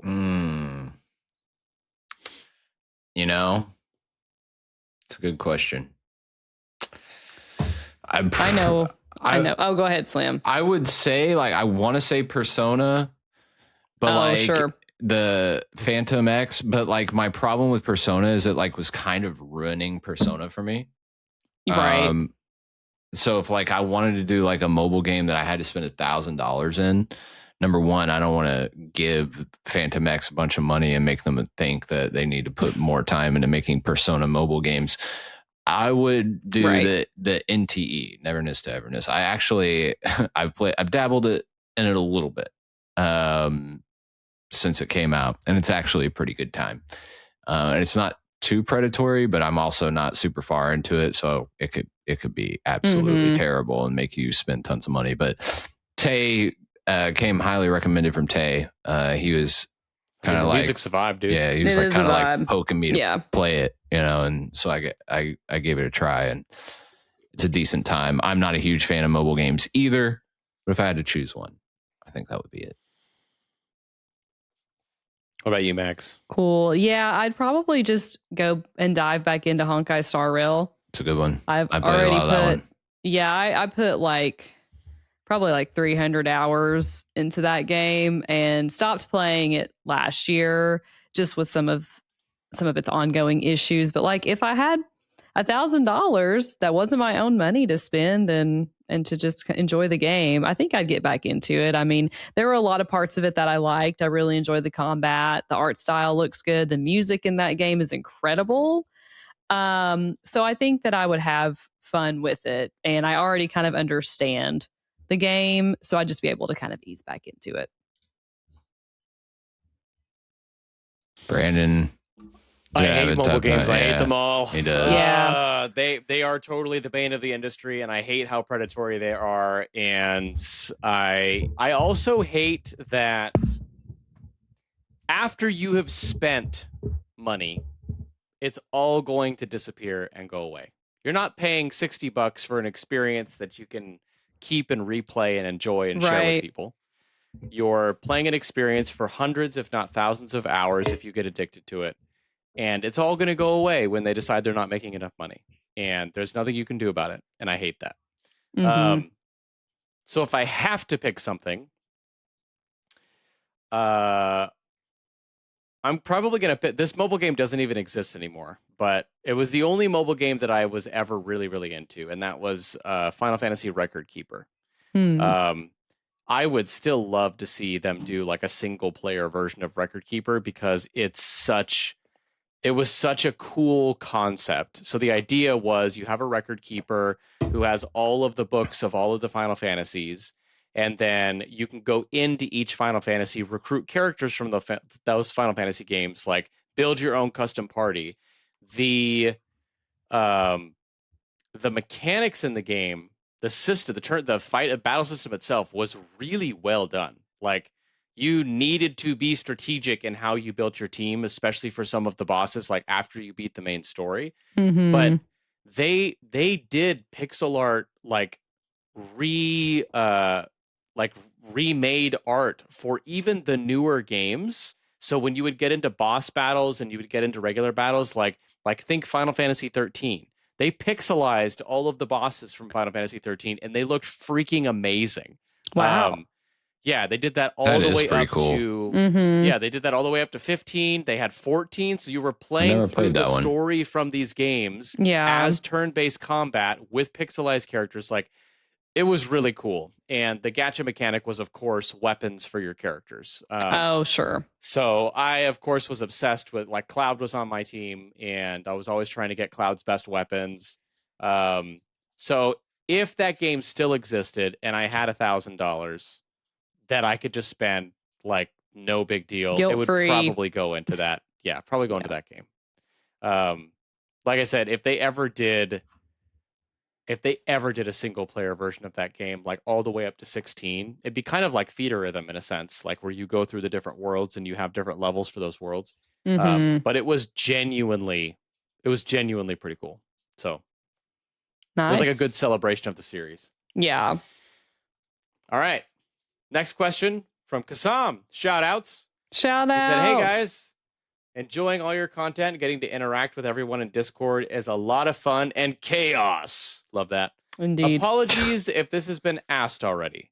My question is similar to last week's podcast, last week, probably a while ago. Yeah. To build the greatest JRPG, but to break it down by games in a series. No doubling up on entries. Mags, you'll be Xenoblade, Brandon, Fire Emblem, and Slam Persona. The categories will be story, character, setting, music. Thanks for taking the time to answer all of our questions. I love that. He's always got some wide variety of names for you, buddy. Okay, so we have to stick to... Okay. Hey, bub. We have to stick to the series and then say for story, characters, and setting, music, what's the best in that series. So I like Slam, this you question. Have to do it with Persona. Yeah. I do, because I think about this a lot. And we do this, like when we talk about games. Oh, which one has the best, game? Which one has the best story? I like this one for its character, Yeah. I think story, I might go Persona 3. I can see that. I really like the story of 3. I like the darker tone, and then I like kind of how it closed out. The pacing is good in that one too. Yeah. I think, I feel like it flows. Yeah. For characters, this is tough because setting and music. This is between 4 and 5 here, and setting and music. It's hard not to choose 5, because I like the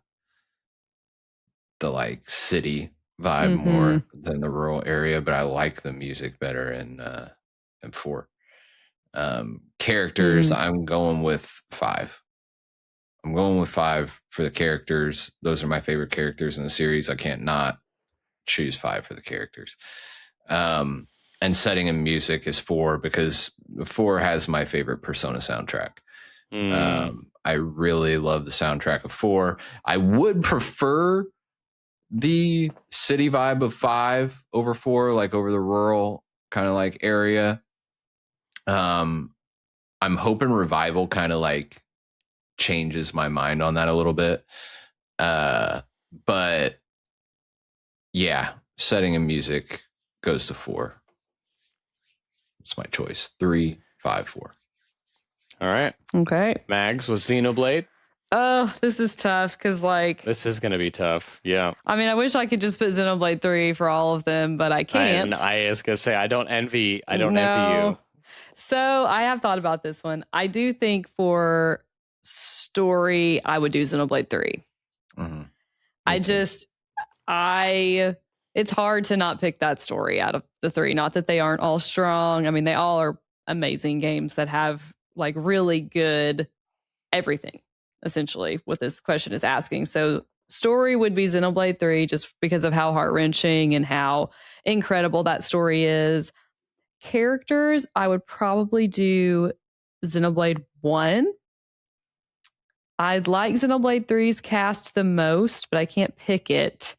But I do really enjoy, like when I first played Xenoblade, I really enjoyed the entire cast. I feel like there was some really strong characters there. And I think Shulk was a great hero and protagonist. And so yeah, I would use that party, definitely. And so that leaves setting in music where I would pick Xenoblade 2.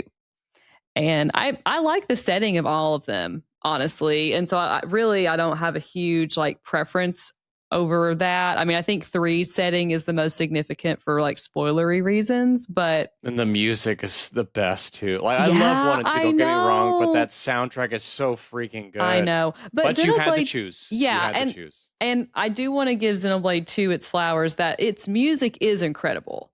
Yeah, like the agreed. Counterattack is one of the best tracks in the series, like hands down. And the ending theme of Xenoblade 2 is incredible as well. So like that music, you can't go wrong. So it would be stories Xenoblade 3, characters Xenoblade 1, setting music Xenoblade 2. And what would you put Xenoblade X? Zero, nothing. All right, so for me, for Fire Emblem, yeah. So story-wise, I have to go 3 Houses. Just from a story and lore standpoint, nothing quite beats 3 Houses. Like the way they handled that was really, really freaking good. Yeah. Characters.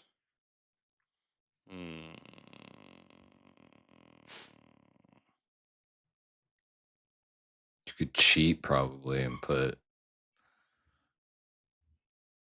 Awakening. I'm gonna say. I was gonna say Awakening. Yeah, I was gonna say either Awakening or Shadows of Valentia. I like Shadows. Those were the 2. I feel like you were like going back and forth. Shadows of Valentia is a good one. That might be my choice, honestly. That would be a tough call. For characters, really but I think I'm gonna go. Oh man, maybe Awakening rough. For music. Ooh, no, like actually, for music, like so for music is an easy one for me. I'm gonna go Fates. Okay. The soundtrack of Fates is really freaking good. Like it's one of its strongest elements. Okay. Sure. Yeah, I love that soundtrack. But what about setting? See, setting / music is hard for me. Because I'm like, setting could work for me. Yeah, it could be like a vibe. You know, like I try to think of it as setting was cool though, because in Fates you had the medieval and then you had like the Japanese, and the soundtrack was heavily tied to that. Mm-hmm. So that's that one for me. Like Fates is an easy call for that one. Okay. Characters. I'm gonna go Awakening, but like Shadows of Valentia is a very close second. Like I could really go either way on that one. Whew. That's tough though. It is for sure. All right. That was good. I like that. That was a great question. Yeah. That was a fun one. All right. This one's from Raelix. Shout outs to Raelix. Hey, pals. Sorry for all the introspection. Oh, great. But I love hearing the insights. Here we go. My question is for all of you. Think about your absolute favorite character in JRPGs. Is there something missing in you as a person that they have that gravitates you to them more? And if so, what is that missing attribute?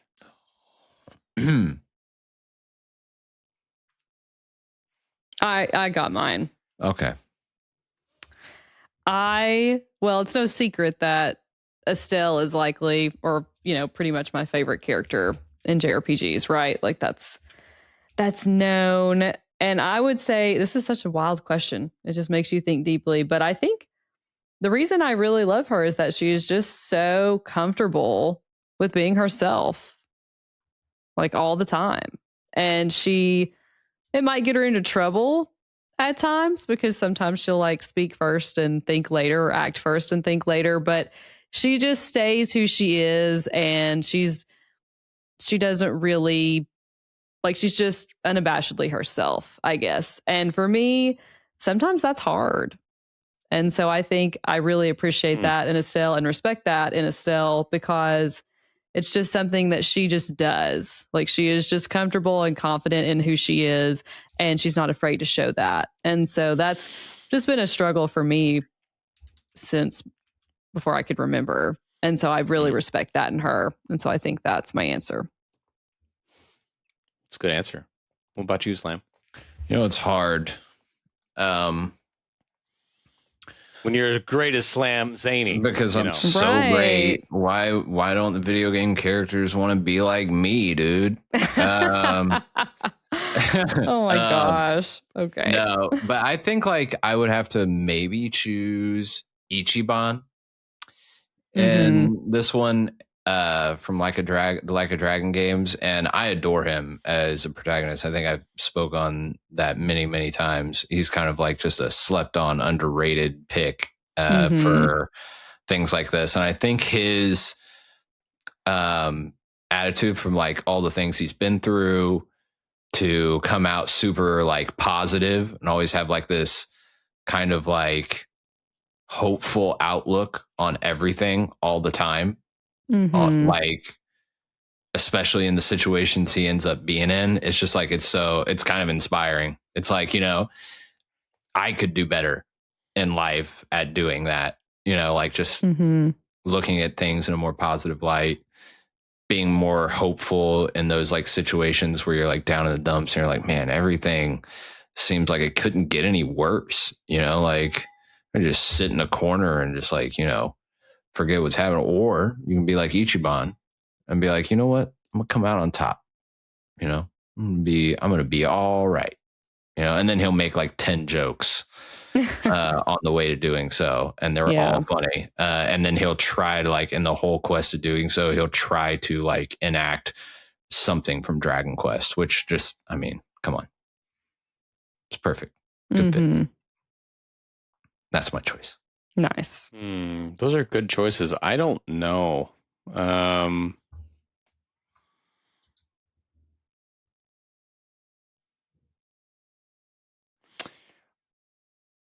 going to go with Verso from Expedition 33. And I'm going to try not to be spoilery. Yeah, that'll be hard. But like, I cried when I played that game because of the stuff that I had been going through in my life at that time. And to some degree, I'm still going through. And I feel like Verso was a very fascinating character because of the kind of pain that he endured and endures. Someone stop me if I'm becoming... No, this is not I think handling you're good. it well. I think you're good. And the way he handles trying to balance doing what he knows is right, but still genuinely caring about the people that he's with, because his perspective helps him see with clarity that not everybody has. And it puts him in a very unique and odd position. There's something about that determination and willingness to do hard things but still have empathy and still care for the other characters, that make him a very powerful character. He was a fantastic character in that game. So, yeah, I think that's my answer. Hopefully that wasn't crossing any lines. I think I handled that well enough. You did. Totally. No, you're good. Yeah. Yeah. If you know, you know. Yeah, definitely. And we know. Yeah. Right. Yeah. All right. That was a great question. Whew. Yeah. Raylix. That was a tough one. Made you He's think. always making us think. Yeah. I know. All right. Next we got Kirk Serious Gaming. He said, "Hey everyone, hope you're all doing awesome." I love all of these, like starting with "Hope you guys are doing awesome." That's I know. Everyone's so sweet. The question I wanted to ask you all this week, which silent protagonist do you think actually has the strongest implied personality? Ooh, interesting. Thank you all so very much, and congratulations on your twins, Slam. Oh, let's go, twin Zanies. Yes. I don't think I've talked about that on the main show. But if you've been here for 2 hours, you probably have enjoyed watching this a little bit. I have twins on the way. That's why we're recording so many of these, and we're like losing track of when last week's episode Space was. and time. I mean, what day is it? What year is it? Exactly. You know, right? What are we even doing right Where now? What time are is we? it? Where am we? I? Yeah. Why are we? Another reason, I I had to look at my text message. That's why I did Mags dirty earlier. So it's totally fine, Slam. It's I'm valid. never gonna forgive myself for that. I didn't have any excuse when I did it, so you like have a legit excuse. Yeah, don't worry about it, seriously. But yeah, thank you. Aww. Thank you for the congratulations. Thank you to everyone in the Discord that's been like so positive and hyping it up. Man, I love seeing that. So much positivity in there. Some good people. Which silent protagonist do you think actually has the strongest implied personality? I like this question. There's not a lot. There's not a lot of strong, there's not a lot of silent protagonists these days. Brandon, you said you both have one. You guys go first. I have one. I'm gonna go with Chrono from Chrono Trigger. He is a silent protagonist, but the decisions you make a difference, and like he makes the hard sacrifice when it matters, and it's like a major element of the game. He's a fantastic character. Like Chrono is just like one of the best classic retro era characters in any RPG, but he is a silent protagonist. So I'll stick with Chrono. Awesome. For me, it's an easy choice. It's FemC from Persona 3. She just has such a personality. Some of the dialogue choices that you can pick as her are just so funny. Like she's either like ragging on Junpei, telling him to sing Single Bells at Christmas because he doesn't have a date, or bribing or charging some poor student for a photo of Mitsuru at the beach because she can. She just has all these really funny moments. And I've just always been impressed by how much you can kind of glean from her, even though she's not voiced. You can just kind of tell the type of person that she is and like the balance that she treads. Because even though she's funny, I also think she kind of represents a different side of perhaps depression. I think both protagonists in Persona 3 have kind of like an inner darkness and struggle, but they outwardly portray it in different ways. And FemC in particular, I think hides behind a bubbly personality and like more jokes, whereas that's something that people do. And even though she's not voiced, you can still kind of capture that from the dialogue choices and how she's presented on screen. So I just think that was like Atlas really did a good job with her character in that regard. I'm going to go with the hero from Dragon Quest XI. I was thinking that too. I love the whole Luminary storyline and like how everybody like approaches the hero, like as the story progresses and you're introduced to new characters and kind of like the lighthearted stuff that happens throughout, and then like how things build toward the end. And yeah, I think that's a good one. Yeah. Yeah, honestly, any of the Persona protagonists you could make an argument for, I feel like. Yeah, they all they have do personality. a really good job. Like Persona 5, like the intro with the casino and like Joker was fired. He's getting interrogated and like his reactions to the I like that one too. Yeah. I just didn't want to cool pick and stylish Persona 5 for everything, I get it. Yeah. I also have MC on my water bottle, actually. And I have Joker on mine. Nice. Back there. Yep. And I have a giant mug. That's your tin can. Yeah, that's what we call that. Tin can, trash can. Last question before bonus XP. Y'all ready? Yep. All right. It's from Paul Cassetta. Shout outs. Hey, all. Hope everyone's doing well. There it is again. Love you guys. My question this week stems from recently replaying Final Fantasy IX. Let's go. But I'm playing it on Steam with mods, graphic overhauls, system modifications, and the whole speed up and turn off counters options. I hate it. I thought the mods would modernize it and make it more enjoyable, but I missed the original with graphics that today make it like my glasses have someone else's prescription in them. Accurate. It made me wonder, do you guys prefer original games or these re-releases / remasters with quality of life updates? Any examples? I know some instances are warranted, but I can't help but personally feel the originals tend to be significantly better. One glaring example is Final Fantasy X on the PS2 versus the HD remasters. The original to me is far superior. Thanks. I would say the character models, specifically in 10 on the PS2, are far superior. I don't know about everything else. I think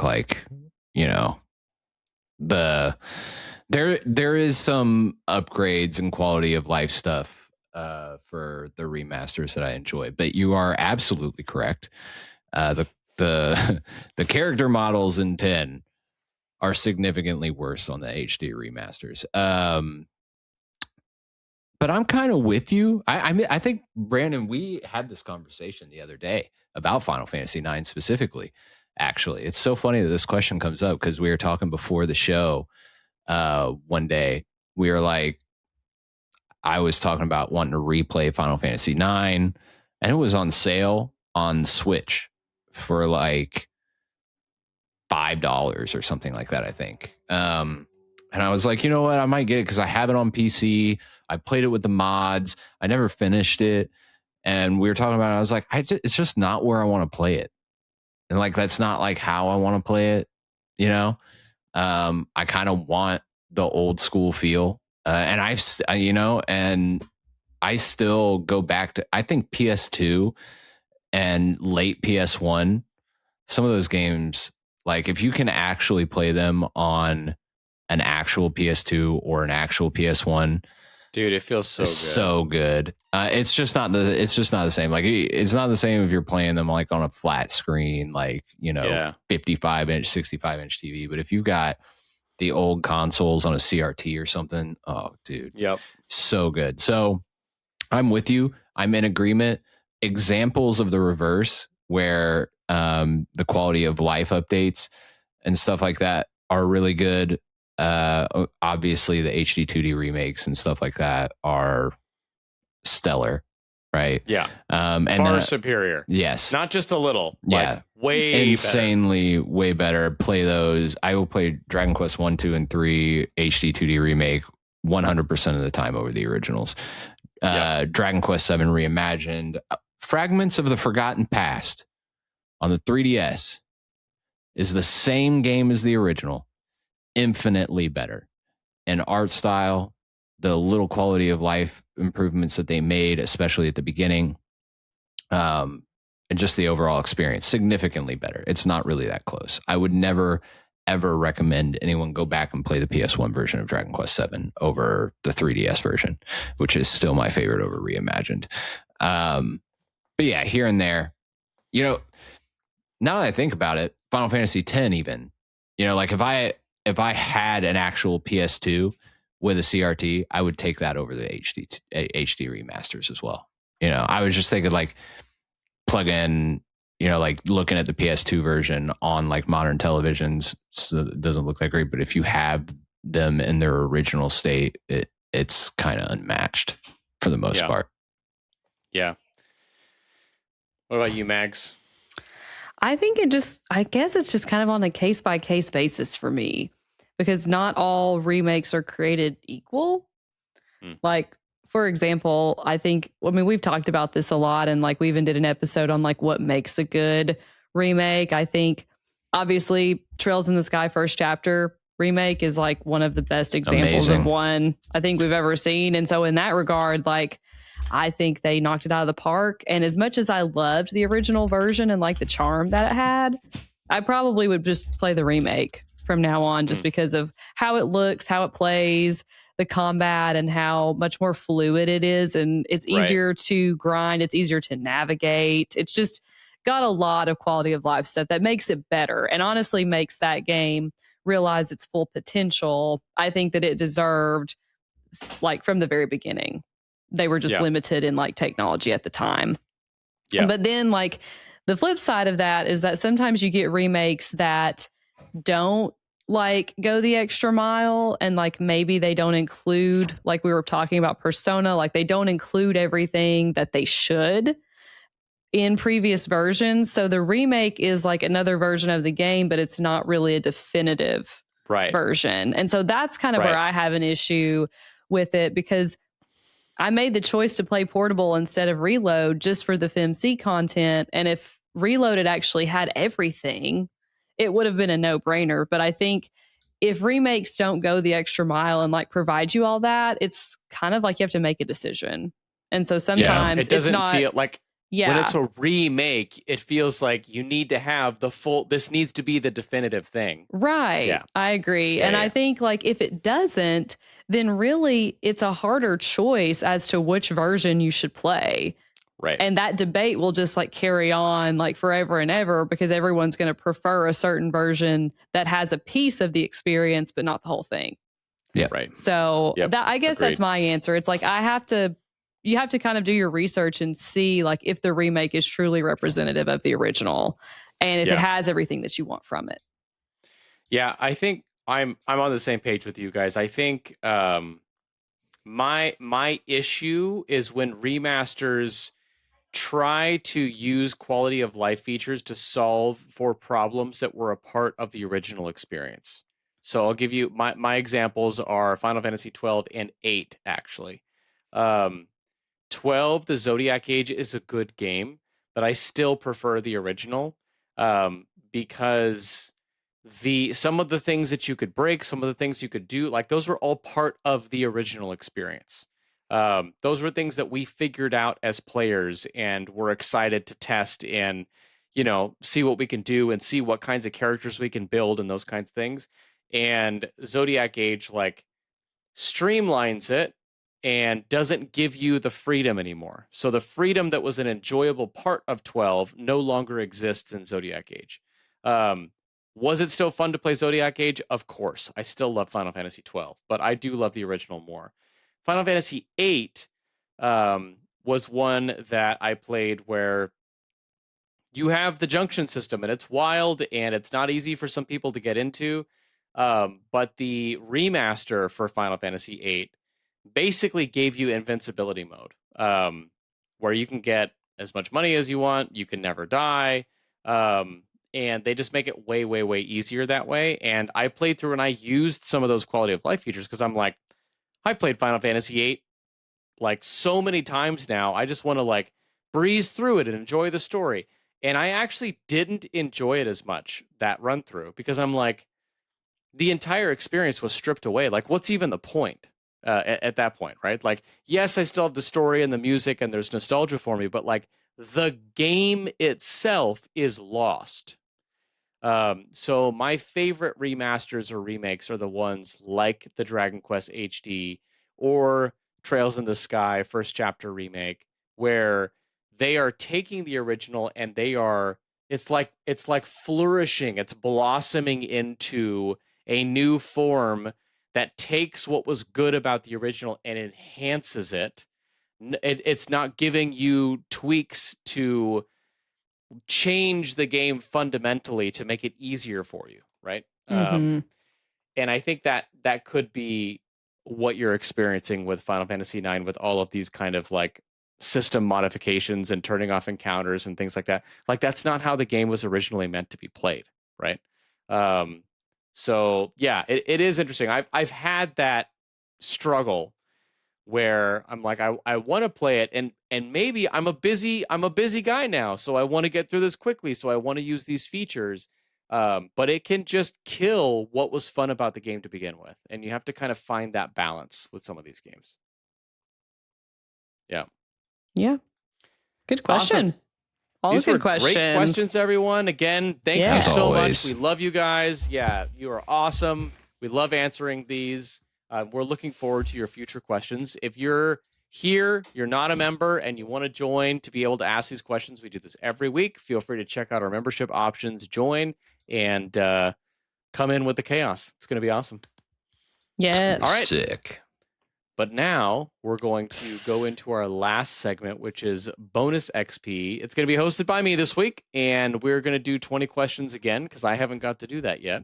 So I'm going to choose a game, and Mags and Slam will need to ask 20 questions to get there, and we'll see if they can figure it out. Let's go. I think we will. What's the goal? What are we going to do it? 4 questions. Let's do it. All right, let's go for it. So, are we doing JRPGs, right? Or are we doing all games? Is that a question? No, it's going to be JRPG. Okay. Yeah. Okay. I mean, it could be a question. But I'm going to do a hard one for you guys. It's going to be a hard one. Yeah. I do feel like at some point we could mix it up with other genres if we wanted to. But for now, this one will be for a JRPG, though. Yeah. Cool. Okay. So let's think about this, Slam. Do you want to maybe narrow it down kind of like it was done last time, where we see if it's like before or after PS3? Do you want to do type of combat first? We can do that. See if we can narrow it from... I think if we can learn what type of combat it is, we can learn what era it's more likely from. True. Might kind of steer our next round of questions in a couple of different directions. So I think maybe we ask if it's turn-based. Okay. Go for it. Brandon, question. Is this a turn-based JRPG? Yes. Okay. So, if it is a turn-based JRPG, and he had to think about it. Yeah, I'm wondering if it's tactical. But knowing Brandon, he's a great actor. I mean, Hollywood's been giving him a call knocking on his door, trying to get him to come down and act in the big budget movies. So he could be fooling us. Don't put it past Brandon. Okay. I don't put anything past Brandon. Yeah, me neither. So, okay. Do we want to maybe focus on like era now? I think we do. I think we can kind of have a console marker. Yeah, that's what I was thinking. Like, did this game come out on PlayStation 3 or later?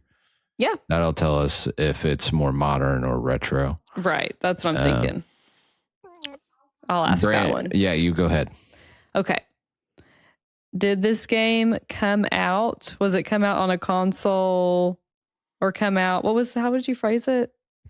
Did it come out for a console that came out later, or like on the PS3 or later? Okay.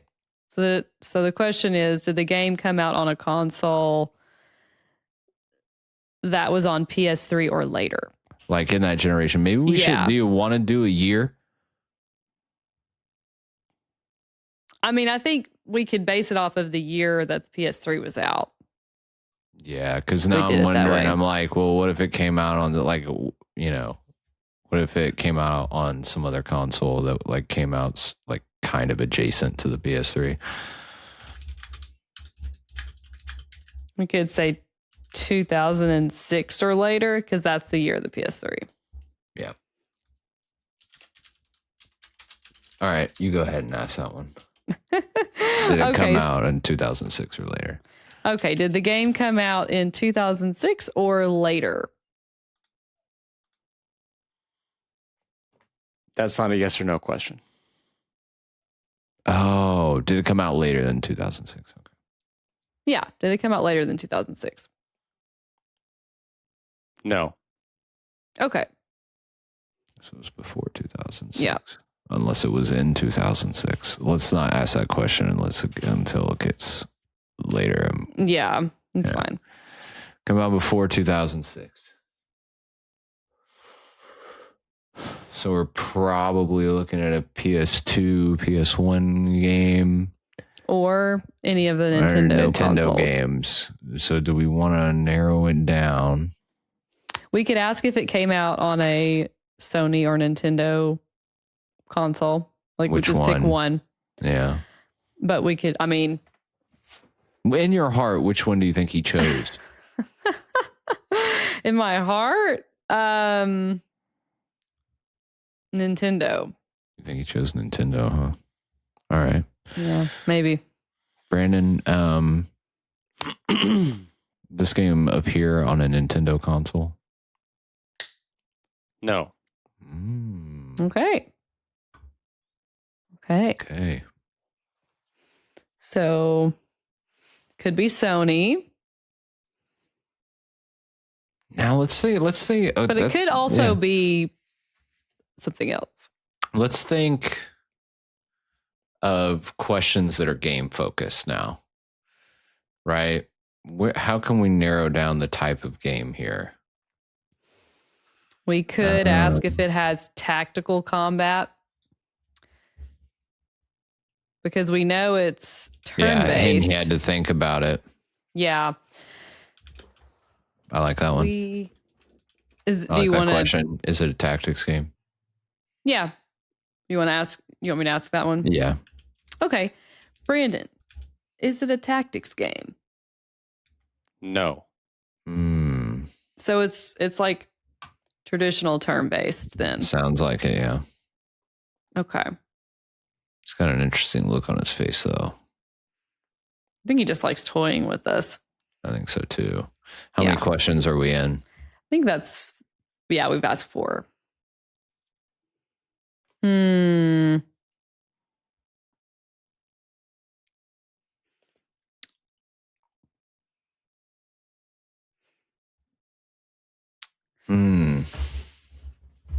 Let's see.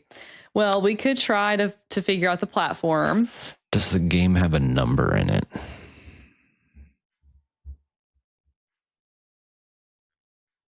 Like a Final Fantasy, like a Dragon Quest, like a like a series of games, or is this some like obscure one-off game? Right. No, that's a good point. I don't know why he's laughing. Like, I don't either. This is fun. I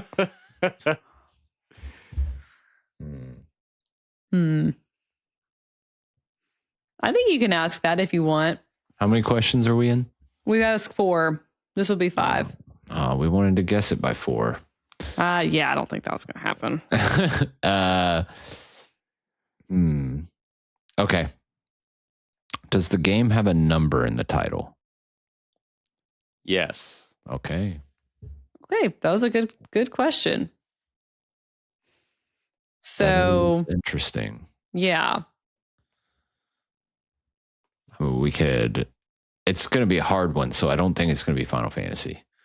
Because he said he's got a hard one for us, and just doing a mainline Final Fantasy game is not hard.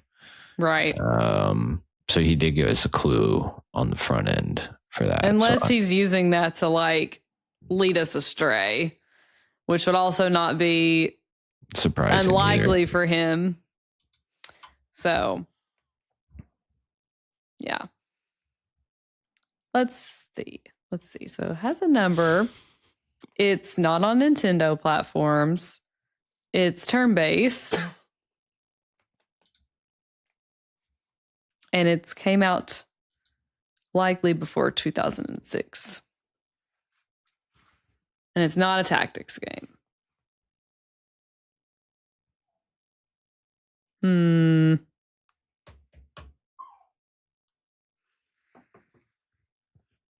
This is a tough one. Because I am trying to think about like obscure PlayStation games now. Should we narrow it down to console a little bit? I think so. So since it's not on a Nintendo console, do we want to guess PlayStation 2? Yeah, we can start to narrow it down that way if you'd like. It's a game on the PlayStation 2. Yes. Okay. Good deal. A numbered turn-based JRPG on the PlayStation 2. Okay. So that's not a tactics game. That's not a tactics game. Right. I'm trying to think of other qualifiers like that could set it apart. It has a number in the title.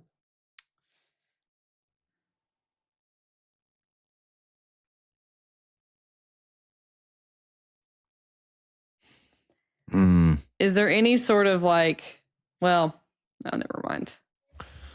You know, Brandon likes the later Suikoden games. Suikoden has heard him kind of, but I don't know. I'm just trying to think. Is it like numbered entries that appeared on the PS2? Mm-hmm.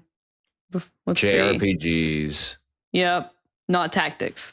Not tactics. So I feel like there is Suikoden. Definitely. The usual ones, you know, not the usual ones. There's Grandia. There's Final Fantasy, of course. There is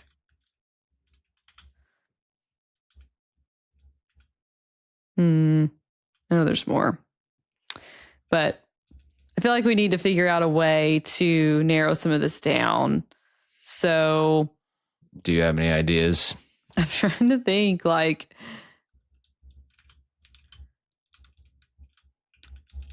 were they all like, because I've not really, I mean, I didn't really play a lot of games from this era, like at all. So I'm just trying to think like in terms of like art style or music or tone or like characters, like is there anything that could narrow it down, or are we just going to have to start going by series to see? Series is not a bad idea, at least for like a question or two. Yeah. Maybe. I don't want to waste a lot of questions on it. I don't want to open up with Final Fantasy because I have a feeling it's not that. Yeah, that's true. Xenosaga was on the PS2. Suikoden. Which Suikoden was on the PS2? I have to look it up. 5? Is it 5?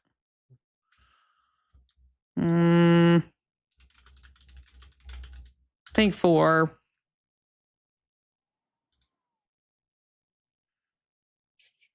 Suikoden 5 came out in 2006, dude. Oh, Lord. Yeah. Kingdom Hearts. 2006 was a good year. Kingdom just Hearts. For what it's worth. 2 was also there. Yeah. Did the game come out? Can we ask that? Did it come out in 2006? Let's just get it out of the way. I feel like that. Did the game come out in 2006, Brandon? Yes. Oh, man. I think it's Suikoden 5. I think it is, man. That's so funny that's how that happened, like with that question, too.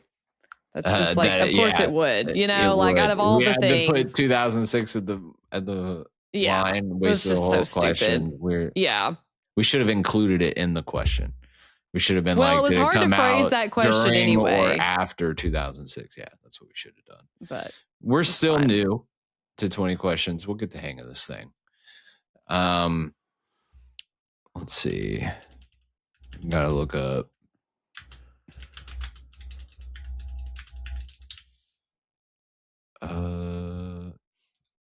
I feel like I just want to ask if it's a Suikoden game. Go for it. Brandon, is this game in the Suikoden series? No. Oh, man. Okay. I thought I had it. Dang. That hurts. Breaks my heart. Okay. This is going to be a hard one then. So, okay. There were several, now that I'm looking at it, several PS2 games that released in 2006 that are JRPGs with a number in them. Did a Xenosaga game come out in 2006? So, Dirge of Cerberus came out. No way. But that's not turn-based. Final Fantasy 12 came out. I don't think he'd do 12. He'd say Kingdom Hearts 2.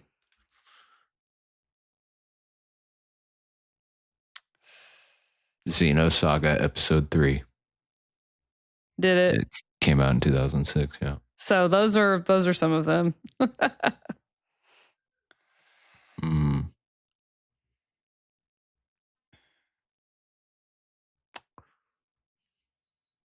Do you want to ask if it's like a sci-fi game style? What else would that qualify? Like, would that take anything out but Xenosaga? Like anything else? I'm looking at my list here.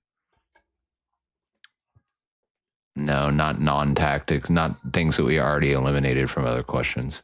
There's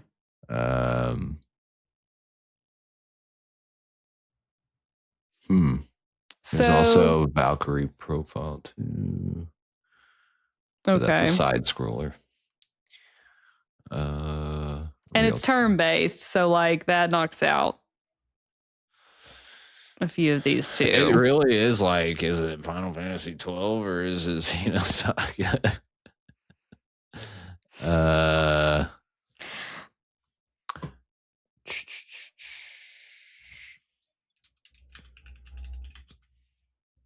We shouldn't. I mean,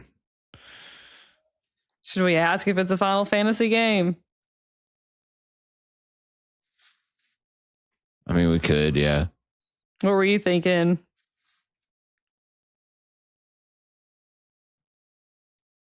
Yeah, let's just knock out Final Fantasy. There's a lot of, well, no, there's not. I mean, we could either ask if it's Final Fantasy or if we can ask if it's Xenosaga. And if it's neither one of those, then I'm cooked.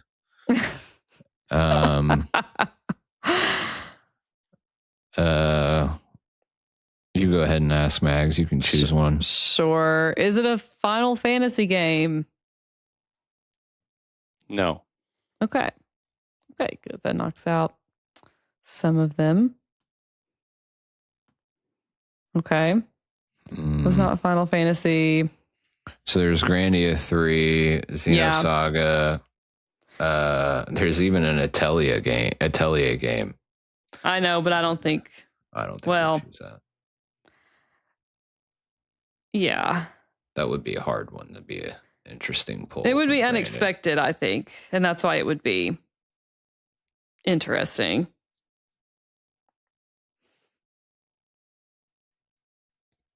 All right. I hate like just narrowing them down by series because we're using a question and only eliminating one game with each question. I know. It's tough though. I mean, they're so different that it's hard. Like there's not a lot of general questions that would like roll out a bunch of them. At least as far as I know. So let me think for a second.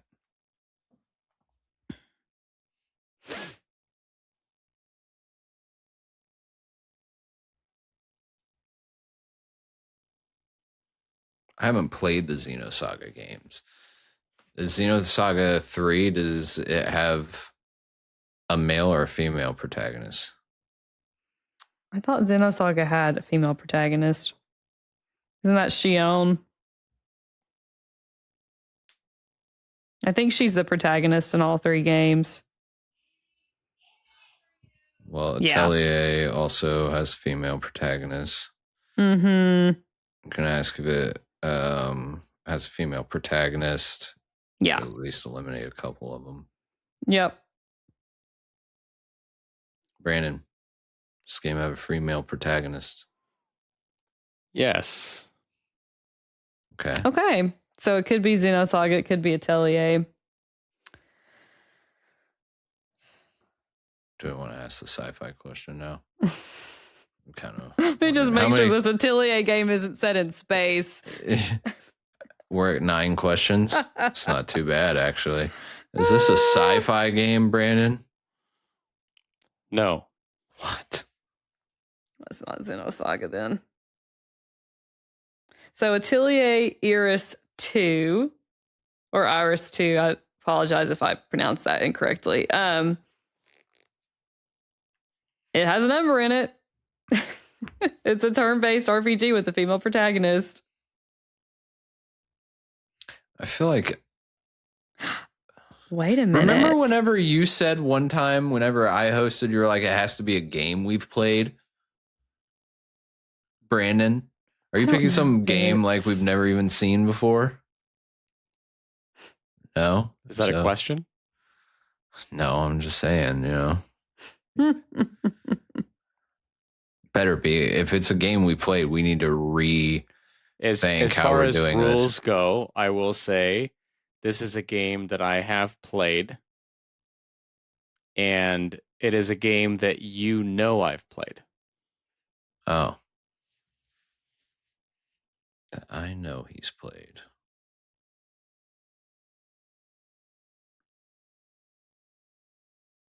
I'm just looking up options here.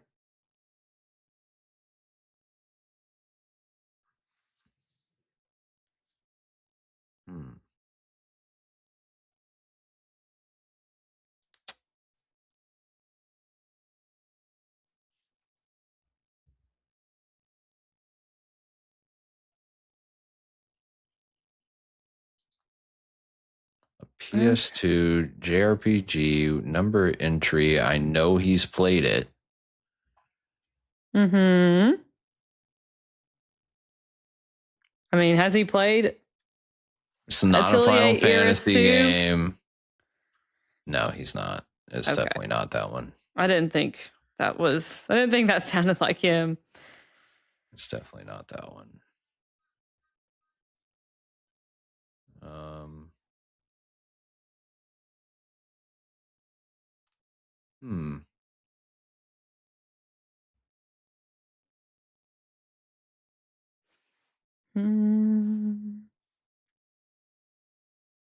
You know what? What are you thinking? It's not sci-fi. Not sci-fi.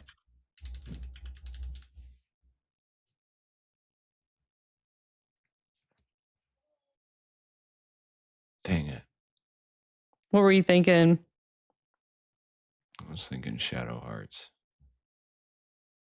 Doesn't have a numbered, right? There's a sequel. Oh, okay.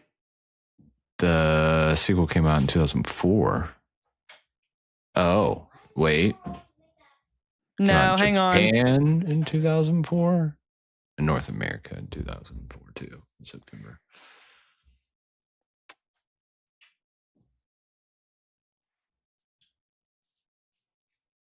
There is a Shadow Hearts game that came out in 2006, but it doesn't have a number in the title. So I don't think that's it.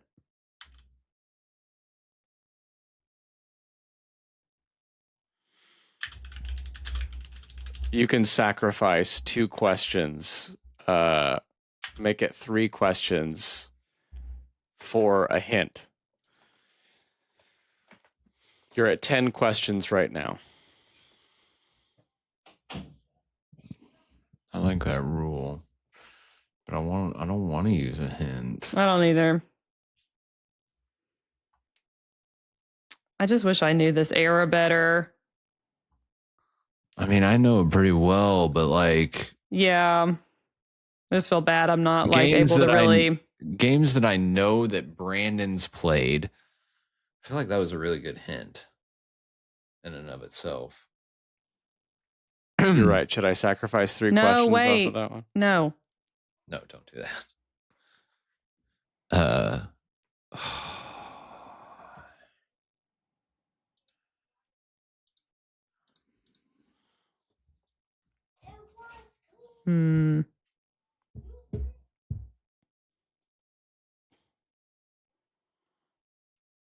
Search one more thing.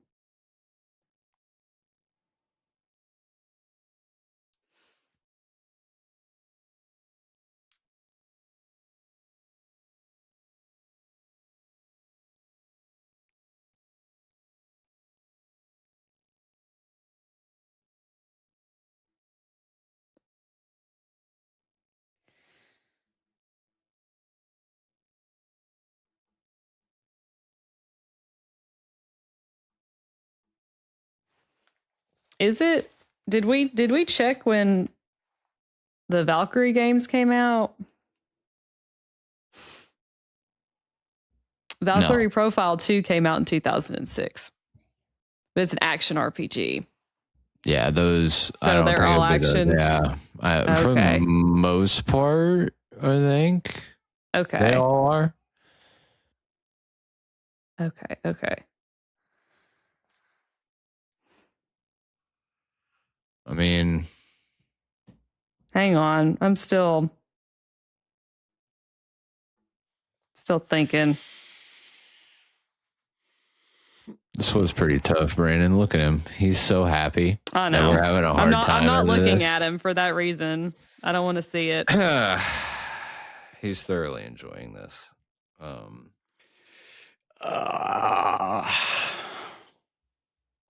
3 questions for a hint.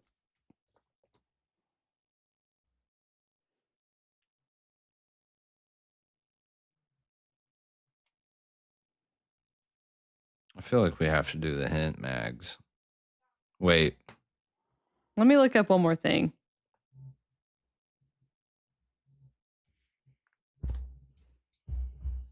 Has a female protagonist, man.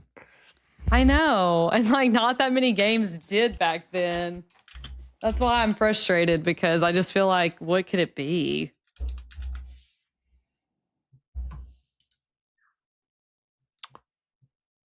You know what? I can't believe I didn't think of this. What? I just got to see what year it came out. Yeah. No, it's not that one. 2006, man. 2006, Brandon. It's like, yeah. I know. Yeah, I know. The year is what's screwing me up. Like, I don't.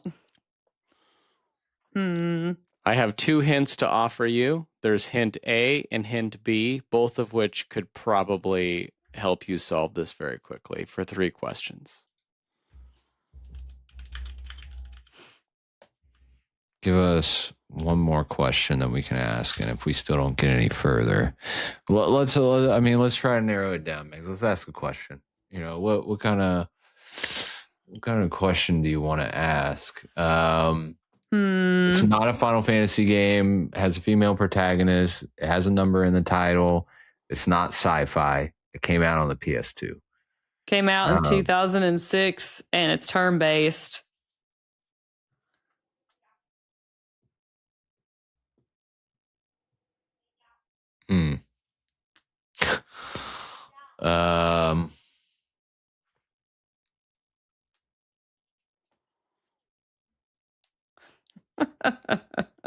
I guess technically Valkyrie Profile 2 is a hybrid combat system.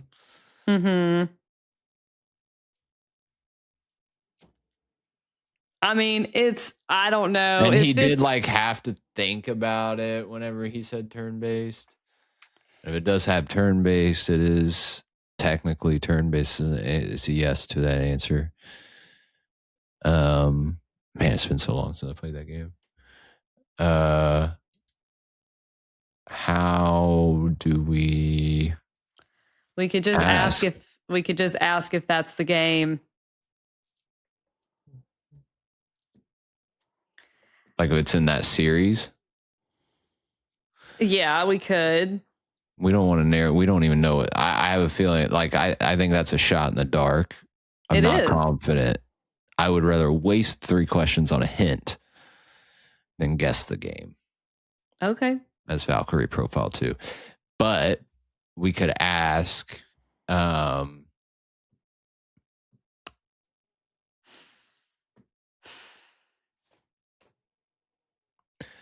is it in the Valkyrie Profile series?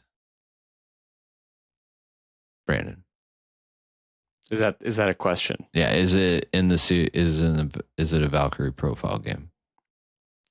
Yes. It's Valkyrie Profile 2. Yeah. I told you we could have just asked the game, but all right. Well, if it wasn't the game, we would have lost, right? No, we wouldn't have. We would have had questions. We would have had more questions. No. If you ask if it's the game wrong, and the game is wrong, then you lose. That has never been part of these rules, as far as I remember. That's how 20 questions in general kind of work. Yeah, we've been doing that the whole time. Oh well, that wasn't specified. Because otherwise, we could just guess 20 different games and. I know, but like we wouldn't do that. Yeah, like I don't know. It's fine. Do you want to do the honors, Max? Sure. It's let me just make sure. Valkyrie Profile 2. Is the game Valkyrie Profile 2? No, just kidding. Yes. I was like, yes, it is. Don't I have the receipt right here. We're not even going there. Yeah, so the turn-based question is hard because the game is like technically you take turns, but the way the battle system works is like you're on a field and you position yourself and then you take your turn and then your enemies take your turn. So it's not like your traditional turn-based. That was a hard one too, because like I forgot about the turn-based aspect of that game entirely. You know, I was like, oh, that's like that's not really a turn-based game. So like whenever that game crossed my mind, like I just eliminated it. Yeah, like, that makes sense. One of my hints would have been you guys you've said the game twice already. Yeah. Because both of you asked about it. And then my other hint was going to be like technically it's a turn-based game. Yeah, well, I mean, the fact that you had to like think about it for a second too was kind of like that made me think there was some kind of twist there. Like, but you know, it's tough in the moment. But then I didn't even think about the hybrid aspect. Yeah, of Valkyrie Profile 2 because it's been so long since I played it. I've actually mentioned that game in like one of my videos, I think, before. Yeah, makes sense. Yeah, it's a great game. I love that game. I was like whenever I think. Like I was looking at the list of games that came out in 2006, and I was like, yeah, "No way, it's not Valkyrie Profile 2. That's not a turn-based game." But then I thought about 2006, by the way, was a banger year. It was. Yeah, it was. Yeah, there were so many hot drops that year. I'm just like, dang. Yeah. Oh man. Yeah, there were some lists that I was looking at, and I was like, wow, there were a lot of games that came out that year. That's crazy. Yeah. So a lot of like big JRPGs that people love now. Yeah, for sure. So that's cool. Some really slept on ones too, you know. Yeah. Yeah. Like Valkyrie Profile 2. Exactly. Yeah. But I think Suikoden 5 was 2006 as well. Is that right? Yep. I think so. Yeah. And Kingdom Hearts 2. Yep. Kingdom Hearts 2. Yeah. Persona 3. The 2004 to 2006 range was really hot. Great for JRPGs, man. Yeah. All right. Well, you did. Brandon, congrats. You stumped us, man. Yeah, made it. I told you I was going to make it a little bit more challenging, but you knew that I played Valkyrie Profile 2. I did know that. We had a conversation about it probably a year or two ago. Yep. And I've mentioned it on the podcast. Yeah, I think I'm so upset with Valkyrie Elysium. I'm like, if you're going to do a Valkyrie Profile 3, make it like the new version of Valkyrie Profile 2, not this weird action thing that you guys did. Right. Yeah. All right. Well, that was fun. Next time I don't have to pick a super hard one. Yeah, seriously. Let's go. All right. Just up the ante. Yeah. Well, let's wrap this up. Thank you all for being here, joining us for that bonus XP. They did it. We did it. Slam, where can everybody find you? Oh, Slam Zany on all the things, YouTube, Twitter, and you might find me on this here podcast or hanging out on a Zimbabwe cruise. You know, I could hanging out on a cruise. Zimbabwe cruise. A cruise in the middle of dirt on the landlocked country of Zimbabwe. Zimbabwe. You know, you never know, man. You never know. No, they might. No. And on that note, Mags, where can everybody find you? You can find me at Avenger Mags on Twitter and Blue Sky, writing for Nintendo Force Magazine, and right here on this podcast. All right, word. You can find me at Retro Brandon on YouTube, at Nova Brand on Twitter, and right here in Zimbabwe, where I live. The landlocked country. Where I live. Yep. Of Zimbabwe. Yep. And on that note, thanks you all for joining. We'll see you guys in the next one. See you on the next one. Bye. Later.